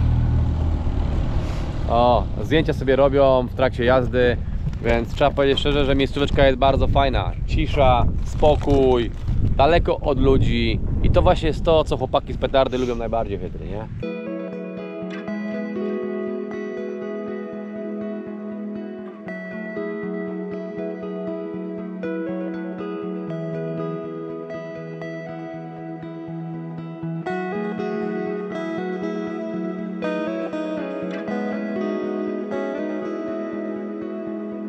W każdym razie dojechaliśmy na miejsce. Fajnie jest, naprawdę jest fajnie. Nie narzekamy, jeszcze nie, Ja nie wiem, jeszcze chytry nie widział pokoju, ja już byłem zobaczyć i jak na takie, bym powiedział, zadupie, bo trzeba powiedzieć szczerze, że to jest zadupie. Jechaliśmy tutaj chyba z 1,5 godziny, a tak naprawdę Co? no Wyjechaliśmy o godzinie... tu, ale nie, samą tą drogą koło tego jeziora jechaliśmy może z 1,5 godziny, tak? A droga ma długość 30 km. A zobaczcie sobie tutaj, jakie tu są widoki. Naprawdę, petarda. A na dole tam jest jezioro, którego tutaj tak naprawdę na razie nie widać, ale zaraz zrobimy sobie grilla i pójdziemy. Zaraz wam pokażemy, jak wygląda ten pokój w środku. Chciałem ogólnie coś bardziej budżetowego, ale po prostu nie było. Zobaczcie sobie tutaj pokoiki. To akurat nie jest nasz, bo nasz znajduje się tutaj na samym końcu, czyli ten oto tutaj. Chytry, zapraszam Cię do naszego pokoiku. Zobaczcie, powiedzcie sobie szczerze, wygląda to Prysznic standard. standard, czyli lejesz wszędzie, gdzie jest poparcie. Srasz i jednocześnie się kąpiesz. Dokładnie, nie? Ale zobaczcie sobie tutaj. Kurwa, ty, brand new. Zobaczcie, pomalowane ściany, drewniany Zarób sufit, chyba. klima jest, łóżeczka. Zobaczcie te łóżeczka, zobaczcie. Naprawdę, łóżeczka, podłoga fajnie zrobiona. Widać, że naprawdę przyłożyli się do tego tutaj, żeby to wyglądało w porządku. Pokażę wam jeszcze kibel. Czy ogólnie to powiem wam szczerze, oczekiwałem, że będziemy spali w jakimś gównie. No jeżeli będzie na wczesność, to chyba najfajniej. Najfajniej, no. Oczekiwałem, że będziemy spali w jakimś gównie, ale najgorsze jest to, że tu w tym miejscu, gdzie zatrzymaliśmy się, no tak naprawdę nie ma w ogóle żadnego wyboru, żebyście mieli takie gówno, totalne gówno, tak? Chłopaki z petardy lubią tanio, ale niestety nie zawsze jest tanio, bo nie zawsze jest miejsce, żeby się przespać tanio. Chłopaki z petardy robią tak naprawdę pierwszego grilla, przepraszam, mają zamiar zrobić pierwszego grilla na wyjeździe. Nie licząc tego grilla, którego oglądaliście wcześniej, to był Q&A, ale to było u nas w naszej miejscówce. Więc idziemy teraz do samego dołu tego jeziora. Miejmy nadzieję, że tam jest jakaś fajna miejscóweczka, co się znajdzie. Tu jest chrust, tu jest mnóstwo, więc znajdziemy sobie jakieś patyczki, zapalimy sobie i kiełbaskę sobie zrobimy. Mamy chyba wszystko, co potrzebujemy do tego, aby sobie zrobić grilla tej pięknej dziczy. Kratka jest. Ty jeszcze poszukaj trochę patyków, bo jak się ten grill rozpali, a to drewno jest tak suche, to może nam braknąć opału. Powiem wam coś ciekawego. Szukałem drewna na rozpałkę, tam gdzie Chytry zaczął konstruować naszego grilla i znalazłem taką miejscówkę nad samym jeziorem. Zobaczcie sobie. Grill, Podoba. czadowa, trawka, woda generalnie, cisza, spokój. To, co chłopaki z petardy uwielbiają najbardziej. Natura przede wszystkim. Zobaczcie, tu nie ma nic dookoła, tylko góry, jezioro i potężna góra z tyłu. I mamy co? Mamy grillka, zaraz go rozpalamy. Będziemy jeść kiełbachę. Chytry, Bear Grylls chyba nie byłby zadowolony.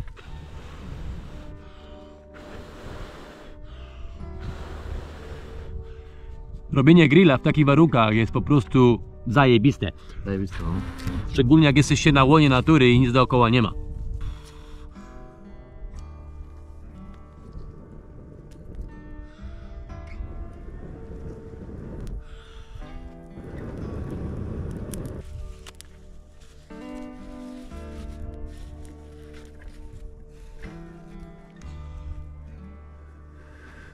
Zróbmy takie ognisko, chłopie, kurwa, w chuj wielkie.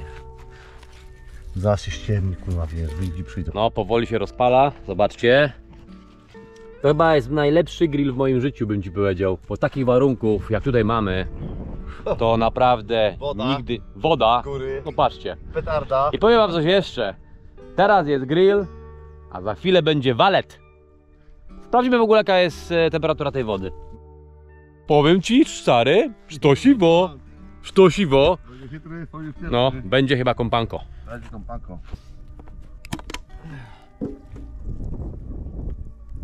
No się już będzie dobrze. Trochę się, bym powiedział, nie to, że rozpadało, bo kropi, Ale walet i tak skoczy. ale i tak skoczy. Zaczęło padać i próbujemy Jest, osłonić tego grilla, bo nam kiełbasa smoknie. Ale petarda! Ale wieje, najlepsze jest to, zobacz na wodę, nie? No. Jak się nagle wzniosła. Zrobiły się fale na tym jeziorze, Brawo! jakbyśmy byli gdzieś nad morzem. Zawijamy się do bunkra. Zobaczcie, co tu się robi. No takiego grilla to żeśmy sobie w ogóle nie wymarzyli nawet. 1 hour later.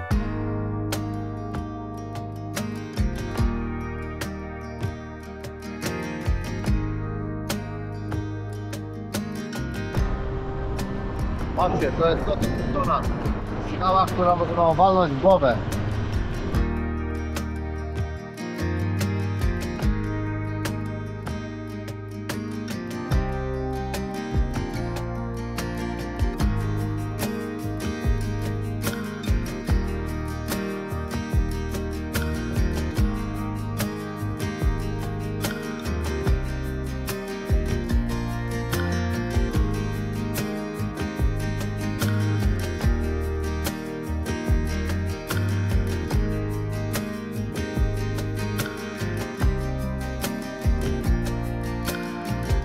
No powiem wam szczerze, że może nie widać tutaj tego, ale jest petarda. Petarda jest.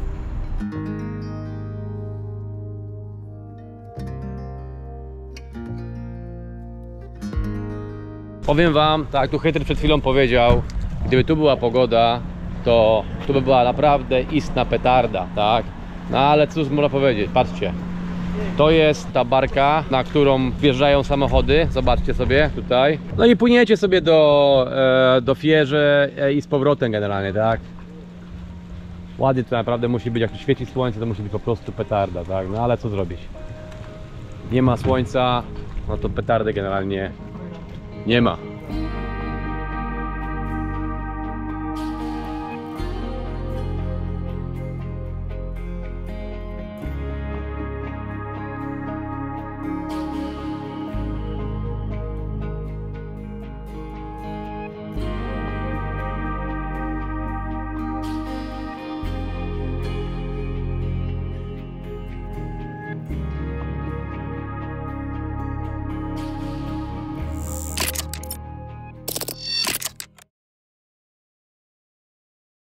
Drodzy widzowie, dotarliśmy do tego obiektu, pierwszego obiektu w Czarnej Górze. Samochód zaparkowaliśmy na podjeździe, już nas tutaj pani bardzo fajnie ugościła, dała nam kluczyki do pokoju, dała nam winogrono generalnie, więc jest mega fajnie. 33 euro za nockę bez śniadanka. Trzeba powiedzieć szczerze, poznaliśmy tutaj oczywiście już też ludzi, którzy tutaj są zakwaterowani.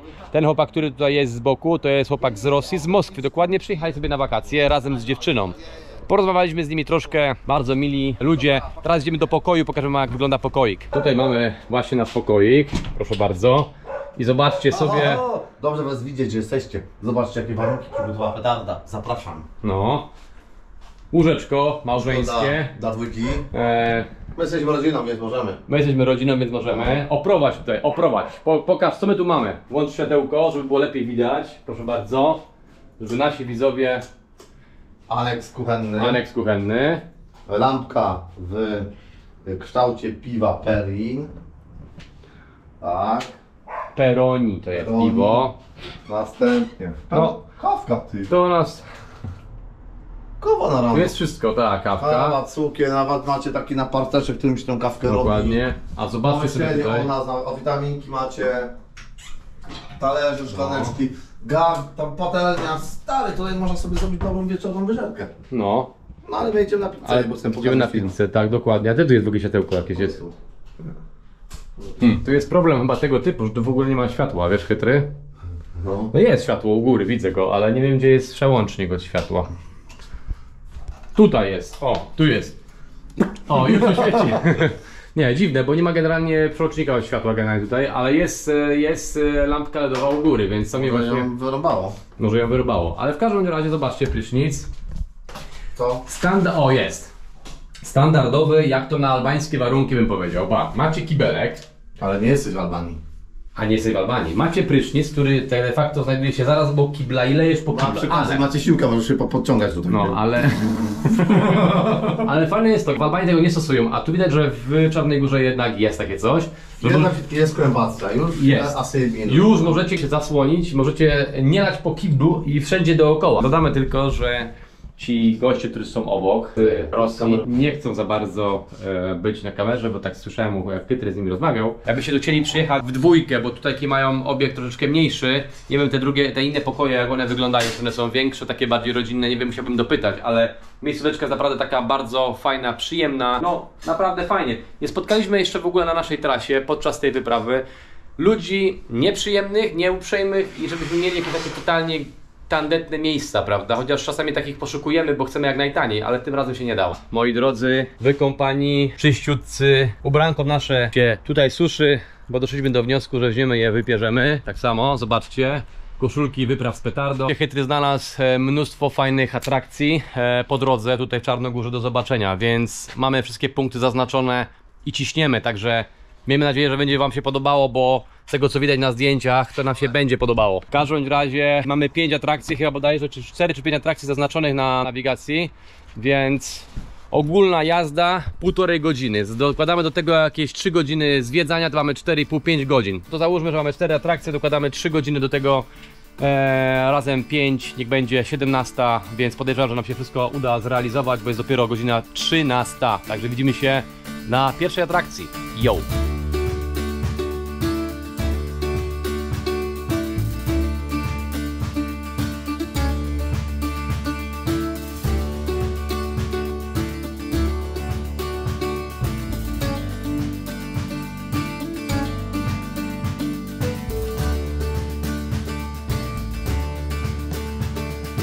Jedziemy do naszej pierwszej atrakcji i tutaj możecie sobie zobaczyć, jak wygląda czarnogórskie wybrzeże. Proszę bardzo, a tam w oddali miasto, w którym się zatrzymaliśmy. Woda krystalicznie czysta i to jest naprawdę właśnie mega fajne, bo Adriatyk jest bardzo czystym morzem i to widać od razu z daleka, tą czystość tej wody. Pomyśleliśmy, że siądziemy sobie chwilkę tutaj Na chillaucik. na chillaucik, bo jesteśmy troszeczkę już wypruci, nie ma co ukrywać. Chytry puści dronika. Zaraz jedziemy do następnej atrakcji, ale najpierw zobaczycie sobie to właśnie wszystko z drona.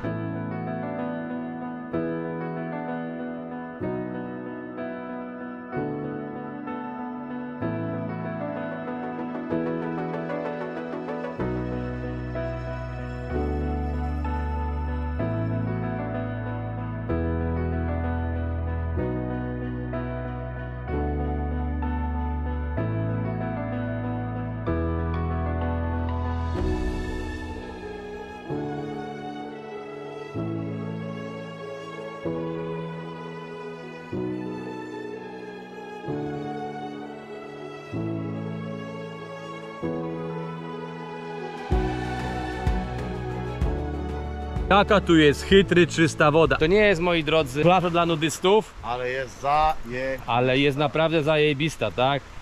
Także trafiliśmy w końcu tutaj. Zobaczcie, jaka tu jest woda. Woda jest naprawdę czyściutka. Tutaj macie taką wysepkę. Petarda, zapraszamy. Dobra, jesteśmy już tutaj właśnie na tej plaży. Albo Zobaczcie. wchodzisz na woleta, albo jesteś chłopie miękka wędka. Zobaczcie sobie sami. Miejsce jest naprawdę epickie. Taka ławeczka do siedzenia, skałki dookoła i mega fajna, czysta, lazurowa woda. Po prostu genialnie.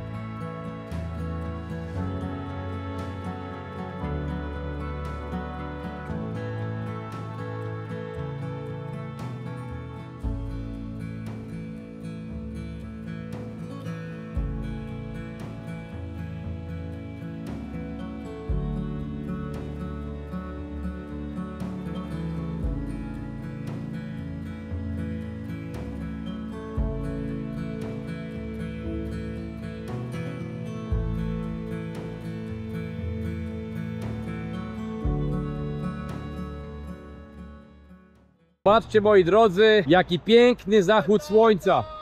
Cały dzień ciężkiej pracy, a teraz mamy taki piękny zachód słońca. Naprawdę jest super. Idziemy jeszcze do domku, aby nagrać wam ujęcie z drona, żebyście widzieli, jak to miejsce wygląda. Naprawdę jest sztos. Chłopaki z petardy kończą już temat na dzisiaj. Pizza zjedzona, kebab zjedzony, whisky wypite i chytry jeszcze tu widzę, chce dobić sobie piwkiem.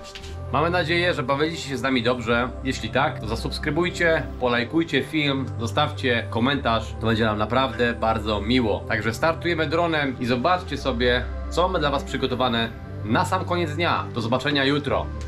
Yo!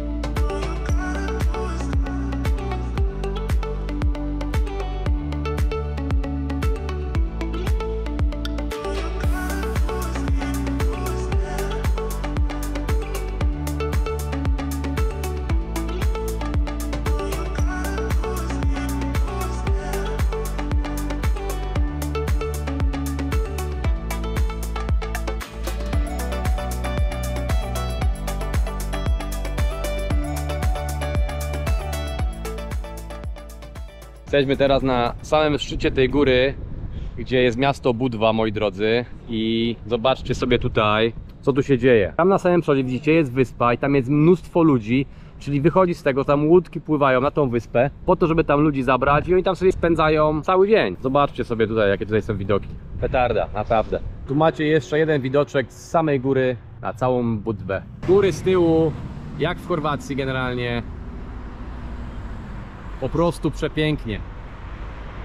Już mogę wam powiedzieć teraz razem z Chytrym, że polecamy to miejsce na wakacje. Tak, z dzieckiem, z żonkami, po prostu petarda, tak. Nie spodziewaliśmy się, że taka różnica będzie między Albanią a Czarnogórą, tak? A jest naprawdę kolosalna, tak? Te widoczki to są takie typowo chorwackie, no po prostu bomba.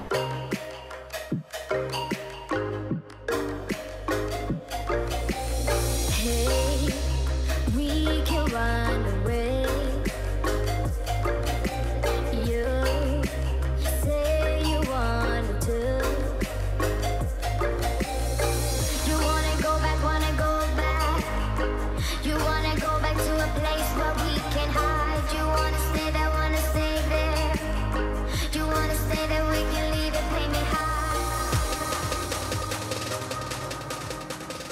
Jesteśmy teraz już na tym głównym deptaku Old Town. Old Town przy Budwie. marinie w Budwie. Wow, przebogactwo. Zobaczcie sobie tutaj jakie są. Zobaczcie sobie tutaj, jakie to są jachty. Jak na Cyprze, naprawdę. Zobaczcie sobie tutaj na ten jacht. O, proszę bardzo. Ktoś tutaj ma skuterek z tyłu. Wygląda to dokładnie tak. Piękne góry. Tu się dużo rzeczy buduje. Następny jacht. Piękne rośliny, które tutaj są. Palmy, nie palmy. No po prostu jest przecudownie. Idziemy do samego końca, to wam pokażemy, jak to wszystko wygląda. I myślę, że będziecie zadowoleni. Welcome to Old Town, my friend. Come on. Dobra. Idziemy do tego starego miasta, które się tutaj znajduje w Budwie. Zobaczcie, proszę bardzo. Ten zapaszek chytry, już mi się chce jeść, tylko że jest jeden problem. No money, no food. Okej. Tutaj zobaczcie sobie te wszystkie, bym powiedział, budynki w takim starodawnym stylu. Jest po prostu petarda. Chytry teraz tutaj nagrywa wam jeszcze shota. Bar, bardzo. Możecie sobie tutaj skorzystać, wziąć piwko, wypić, pizzę zjeść i tak dalej, i tak dalej. Tu macie takie alejki stare. No nie, zobaczcie, tu macie pizzę. Co to w ogóle jest? Pizza. No, ale takie bym powiedział fancy pizzę. No, zobaczcie sobie tutaj, następna alejka. Przecudowne miejsce, naprawdę. Petarda miejsce.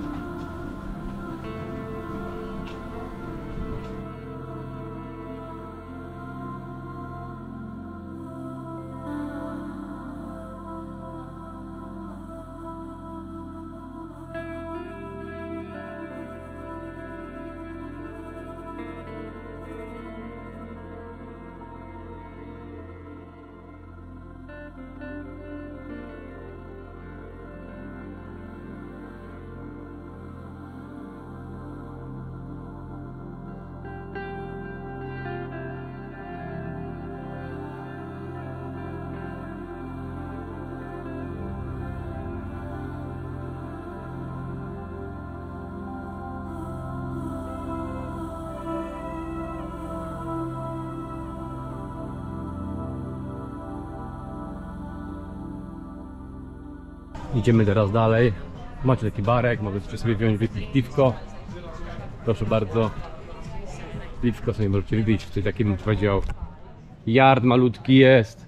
Tam jest English pub. Okej. Magnesiki. Proszę bardzo. Magnesy wpadają z Budwy. Stare miasto jest przecudowne, naprawdę. To jest tak, jakbyście byli gdzieś, kurde.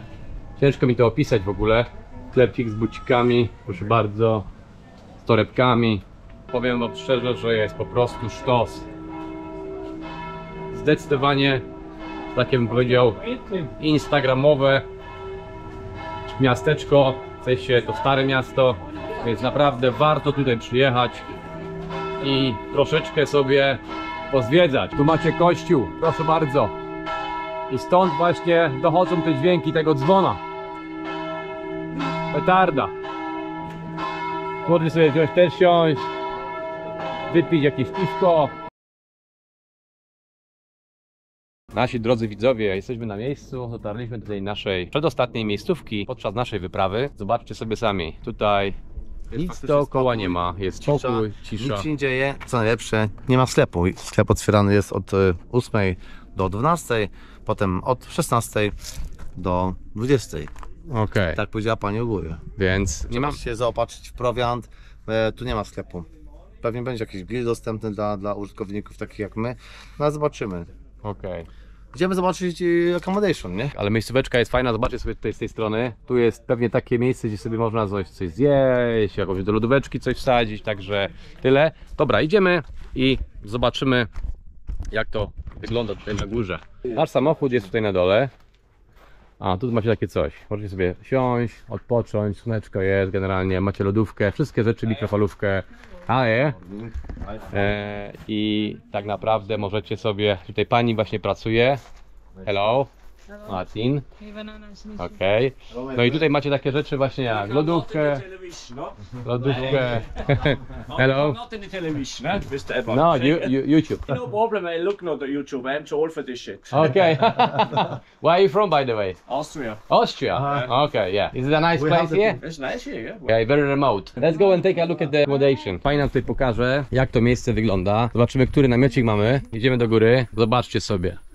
To jest takie, bym powiedział, zadupie. Jeżeli macie problem w swoim miejscu zamieszkania, że jest duży motłoch, tłum ludzi, samochody i tak dalej, to tutaj powiem wam tak, że na pewno nie będziecie narzekać na brak ciszy.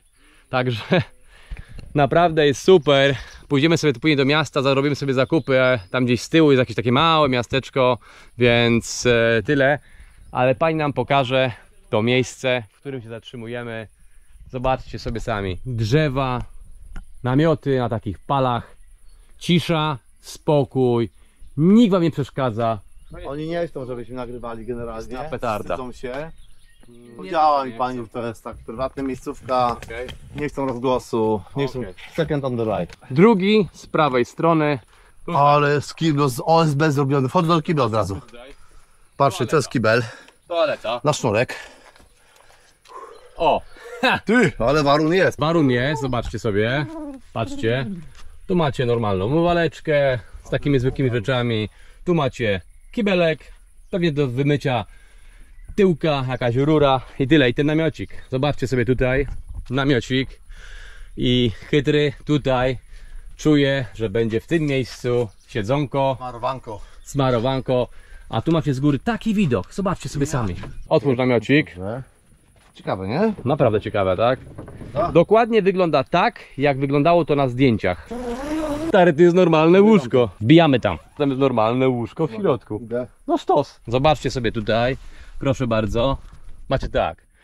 Jak wam będzie za gorąco, to macie takiego e-kulera, lodóweczka i takie drewniane pudełko, nie wiadomo po co, tak? Ale tu może być chytry, strasznie gorąco w nocy. To jest tu przykryte, ale umówmy się, że teraz jest 30 stopni, więc może być generalnie temat problematyczny, ale mimo wszystko mam nadzieję, że wam się będzie podobało, bo nam się podoba.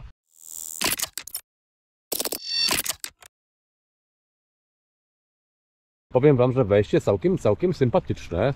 Zobaczcie sobie, z jednej strony, z drugiej strony.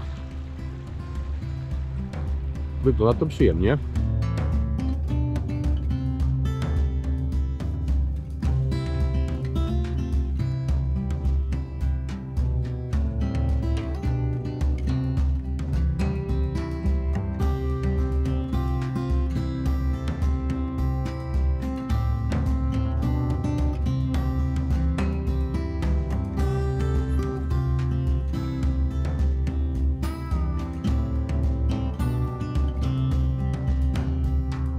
Tutaj w tym Kotorze też macie taką, bym powiedział, część Starego Miasta. Przechodząc przez ten mostek możecie dojść właśnie do takiego miejsca, które wygląda bardzo podobnie jak to w Budwie, tak? Czyli takie stare, bym powiedział, miasto, stare takie zabudowania. W zupełności cicho, patrz chytry.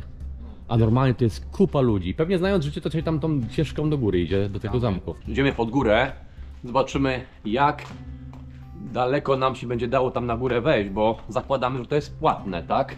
Zakładamy, że jest płatne. Ale chłopaki z petardy się nie poddają, także idziemy na górę, zobaczymy czy będziemy mogli tutaj sobie wejść za free. No oczywiście zasuwamy. O, na O. sprzedaż. Chcecie kupić Zarobiście. obiekt w Czarnogórze? W Kotorze? Zapraszamy.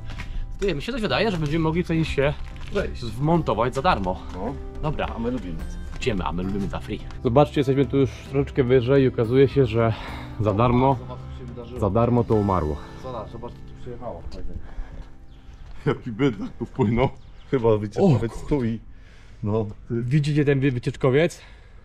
Ogromny. W każdym razie chyba się tutaj nie wmontujemy za free. Wejście tutaj do tego obiektu nie jest tanie. nie jest tanie, tak? Bo kosztuje 15 euraczy, tak? Ale trudno. No chcemy wam pokazać coś ciekawego, no nie możemy tutaj przyjechać i nie wejść na sam szczyt, no to byłoby po prostu bez sensu. Bez jaj, tak? A mamy jeszcze dla was przygotowane...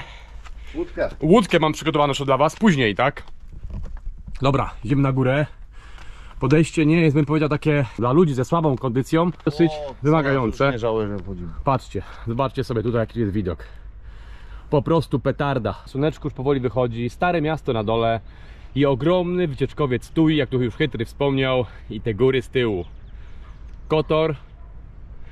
Z lotu ptaka wydaje się Stare miasto też super. zdecydowanie lepszy niż generalnie z dołu, więc Jak większość rzeczy. dokładnie, nie mamy drona. Gdybyśmy mieli drona, to byśmy puścili drona.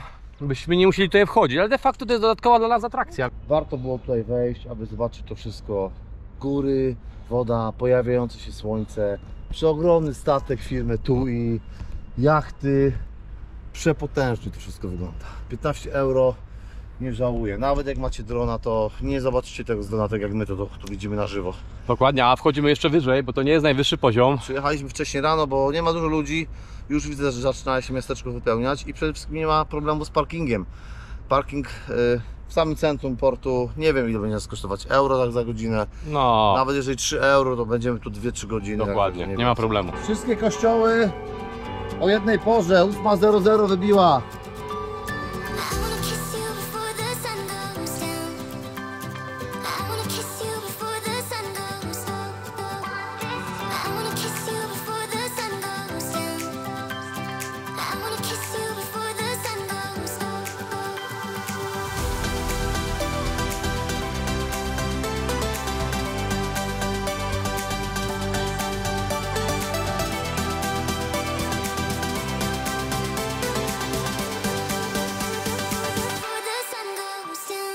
Jesteśmy w połowie góry, mamy taki, bym powiedział, exploring miejsc, które de facto nie są bezpośrednio na szlaku, a tu macie takie coś. Tylko trzeba uważać, żeby się, bym powiedział, nie... Okej. Na dół nie zrypać. Chytry znalazł tutaj jeszcze jedno takie miejsce, które można zeksplorować właśnie w tym miejscu, gdzie teraz idziemy. Okej, dobra. O, zobaczcie sobie tutaj. Jakiś, bym powiedział... Wiecie co? Śmierdzi tu strasznie moczem. Weź podświet, Chytry. Tak, musiałbym mieć latarkę. Nic nie widać. No, nic nie widać. Ale fajnie. Ale jest fajnie. Tolarz, tam są nietoperze, patrz. Mogą nas zaatakować, bo w każdej chwili ci się wgryźć w szyję. Nie wiem, czy tutaj widzicie dużo. Budzisz, że nie o tym, że budzisz teraz. Tak? Mamy... Tam na górze jest mnóstwo nietoperzy, które zwisają.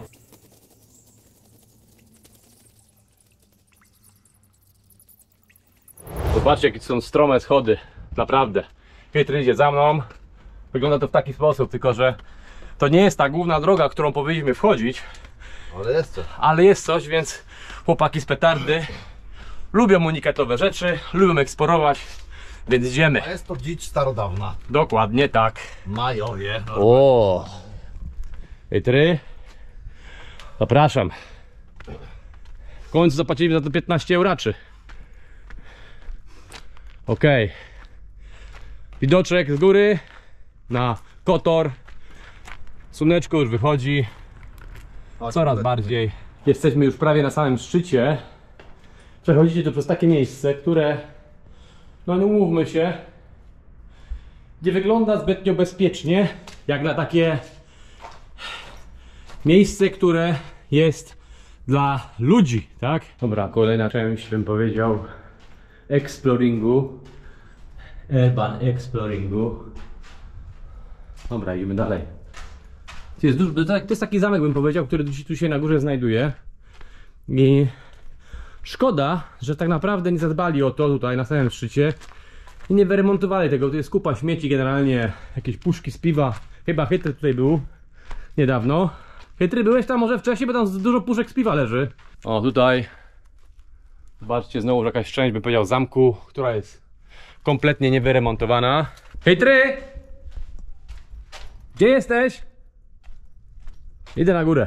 Tu pewnie w czasach starożytnych stali ludzie z jakąś, nie wiem, bronią lub ewentualnie tutaj strażnicy strzegli bezpieczeństwa tego miasta, wyglądają przez te okienka, a może strzelali z łuków, bym powiedział nawet na pewno strzelali z łuku, żeby było łatwiej. Tutaj jest ta druga część, tu byliśmy przed chwilą na dole, w tym opuszczonym miejscu, a Hitler jest już po drugiej stronie, nagrywa wam filmiki z kamerki naszej Insta360X4 typu gogle. Dobra, nie no, panowie i panie, jest tu po prostu magia. Naprawdę zajebiście. Zaraz wam to pokażę z góry. Może najlepsze miejsce do pokazania to będzie tutaj. Słoneczko już praktycznie ogarnęło prawie całe miasto. Tak to wygląda. Chłopaki z petardy zdobyły ten, bym powiedział, zameczek. Idziemy teraz już na dół, także mamy nadzieję, że wam się podobało. Zostawcie, pamiętajcie, zostawcie subskrypcję, jeżeli jeszcze tego nie robicie. Zostawcie lajka pod filmem i komentarz, to będzie mega fajnie generalnie, tak? Także do zobaczenia na dole. Pokażę wam jeszcze kilka rzeczy z dołu i będziemy już lecieć do następnej destynacji.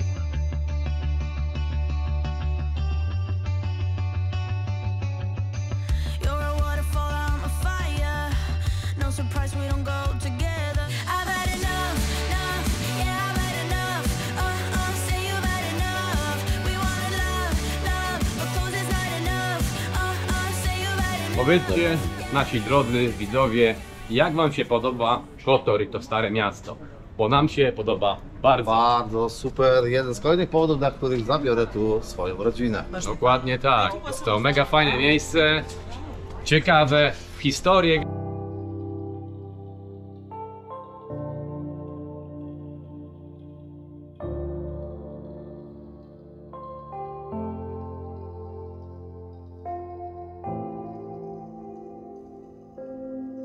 Zobaczcie, co tu macie, jak uwielbiacie kościoły.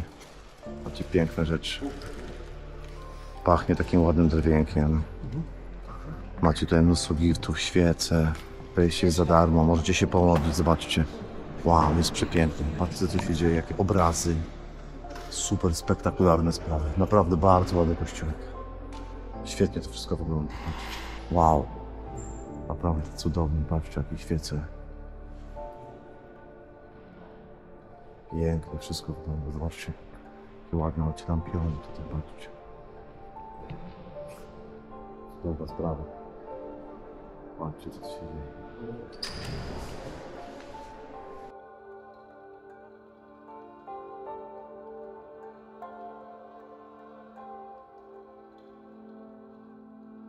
Jest bazarek. Bym powiedział jakieś Gifty dla rodziny. Hello, good morning. How are you? Morning, good morning. Takie wejście fajnie. Nice. O kurde. Tam jest wyjście pewnie. Możecie sobie kupić gifty dla family. O, siema Solarz, cześć. O, te chytry Co tam? Ja już obleciałem wszystko elegancko. Wszystko generalnie. No i to tyle, no wyłazimy. Idziemy dalej. Morning sir. Morning, YouTuber. YouTuber, yes. I know. We look like. Coming with the camera. That's right.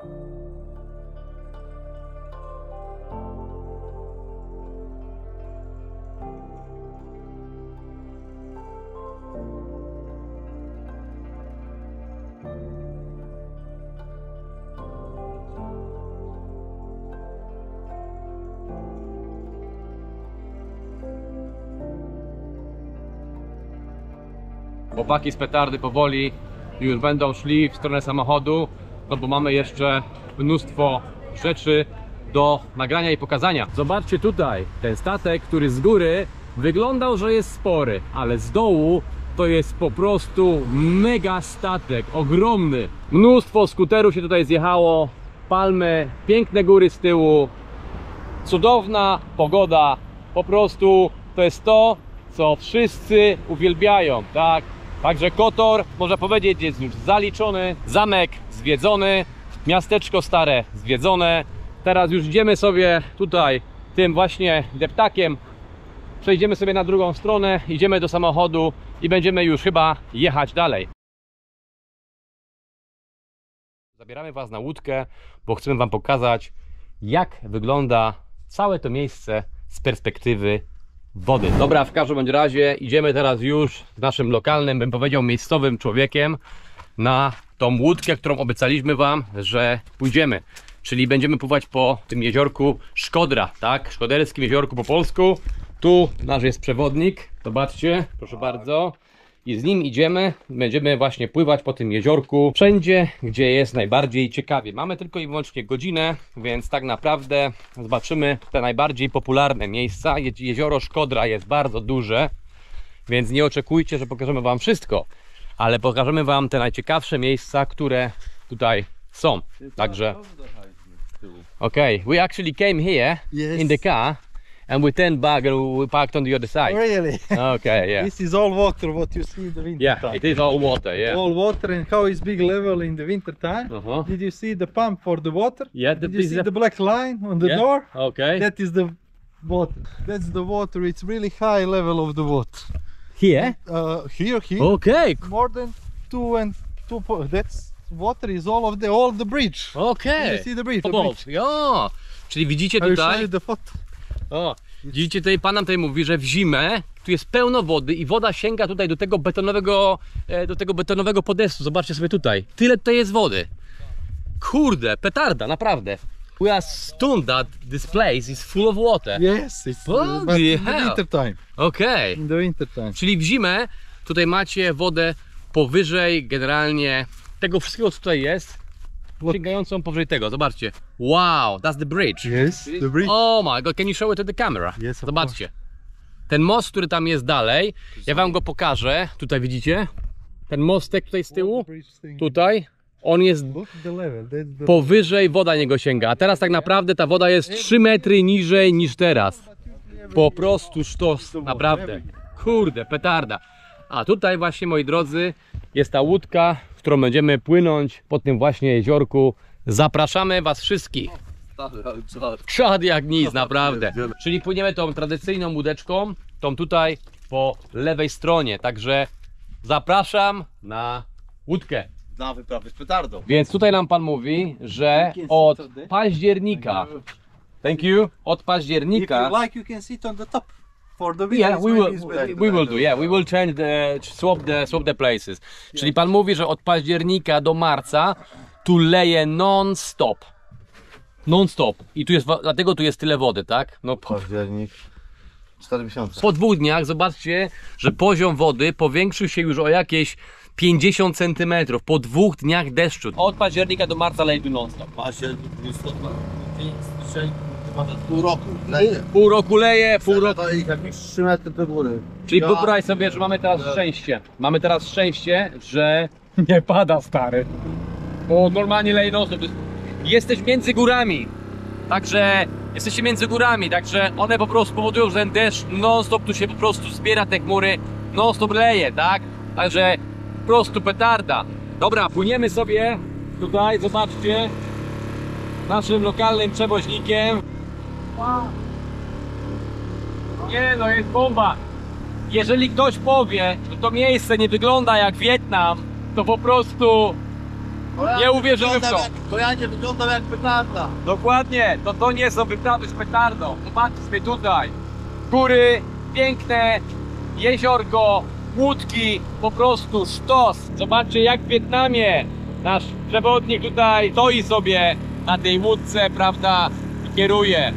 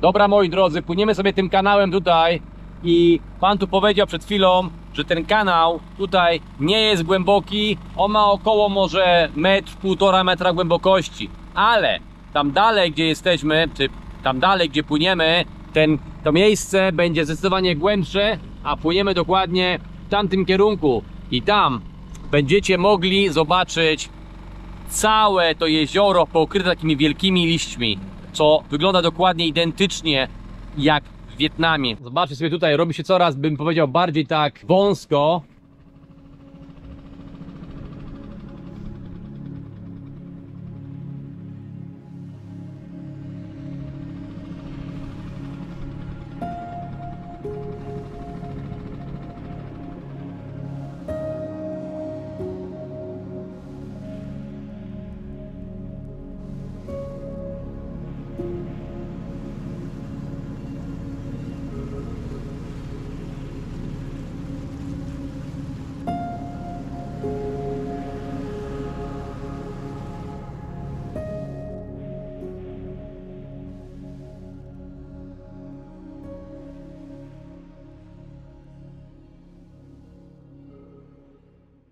Nam pan mówił, że kiedyś dawno temu jego dziadek pływał takimi łodziami przy użyciu tylko i wyłącznie wioseł i wozili barany, kozy, wszystko co było możliwe do zaopatrzenia ich domów, no wozili generalnie tymi łódkami.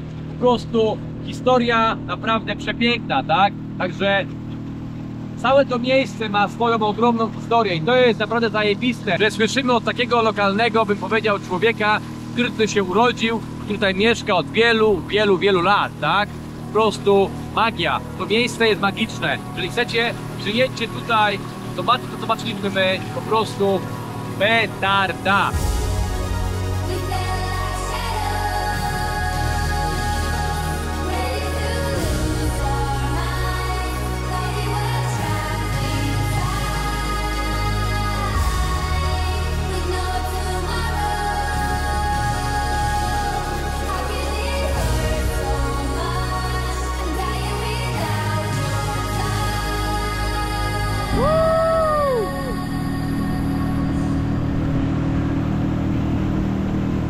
Ale fajnie, zaczął padać deszcz. Naprawdę petarda, zobaczcie tutaj.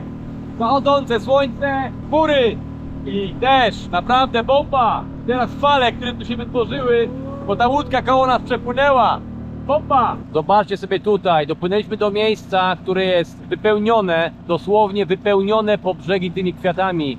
I to wygląda dokładnie identycznie jak Wietnam. Moi drodzy, to jest coś niesamowitego. Płyniemy na łodzi za 15 dolca euro, w sumie bez różnicy, na łeb.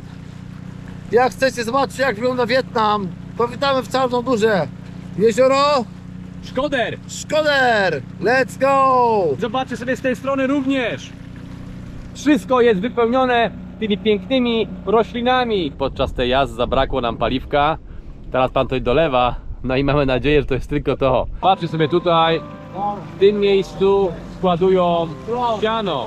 Tylko wyobraźcie sobie, jak tu jest 3 metry głębokości, później wiecie... No zamykaj, wpada wszystko na auto. Okej, jest 3 metry wody, to generalnie by nie miało miejsca. Więc tutaj, jak Hydry powiedział, Jest jego pole, kosi to dokładnie wkłada to na samochód. Samochód? Jaki samochód? On tak powiedział. Okej, no Autem, wkłada na auto, wywozi obydwa. dokładnie, także tak to wygląda. I tylko i wyłącznie w lecie tak naprawdę, bo w zimę tutaj jest wszystko, tak powiedzieliśmy wcześniej, pozalewane. Okej, i pan mówi, że oni wyprowadzają się w stronę gór generalnie. Czad. Czad jak nic. Kozy po drugiej stronie tutaj są, także jest dziko.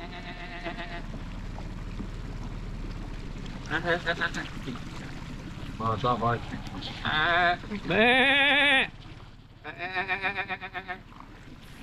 Dzięki bracie, że tu jesteś ze mną. Petarda. Jest po prostu petarda. A ty dzięki, że jesteś ze mną, my friend. Super, naprawdę. A tu jedziemy teraz z panem na pełnym gazie, zobaczcie. Jest po prostu bomba.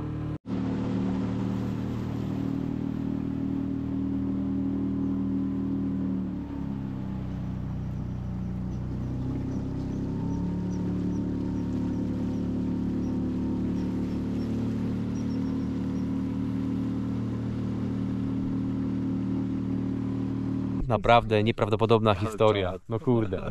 Tam na dole, na górze śpi wujek tego właśnie naszego przewodnika, a na dole są krowy, które są po prostu pod spodem, jak za dawnych lat. Po prostu petarda. Dobra, nasi drodzy widzowie, tyle mamy dla Was przygotowane z tego wyjazdu. Mam nadzieję, że Wam się podobało. Spotkamy się jeszcze na lotnisku przy wypożyczalni u Roberta Gizy. Także Chytry jest tutaj, proszę bardzo. On już śpi, bo jest wypruty strasznie. Także dzięki, że byliście z nami. Pamiętajcie, aby zostawić subskrypcję, lajka pod filmem i komentarz. Także jesteśmy Wam mega wdzięczni, że nas oglądaliście. Widzimy się jeszcze, tak mówiłem, na lotnisku i do zobaczenia podczas kolejnej wyprawy. Dobra kochani, jesteśmy już tutaj z Robertem. Przyjechał pożegnać się generalnie z nami. Chcieliśmy mu bardzo podziękować za udostępnienie samochodu do nakręcenia 8. serii wypraw z petardą. Do bycia naszym partnerem. Dokładnie. Roberto, chciałbyś coś jeszcze powiedzieć do naszych widzów na sam koniec? Dziękuję bardzo Wam za to, że Dzięki serdecznie, Roberto. Kolejny raz. No, mam nadzieję, że jeszcze nie raz się zobaczymy. Na 100%. Zresztą jeszcze Korab przed nami, bo wspominałem o tej. Dokładnie tak. Myślę, że coś ciekawego będzie. Super, naprawdę Roberto, my jesteśmy Ci mega wdzięczni za ten samochód, bo to obniżyło koszty, a my jesteśmy budżetowym zespołem, no umówmy się. Więc ma problemu, super. Bardzo miło, że mogłem Wam Również dzięki. Jeszcze raz dzięki serdecznie, brachu. Do zobaczenia.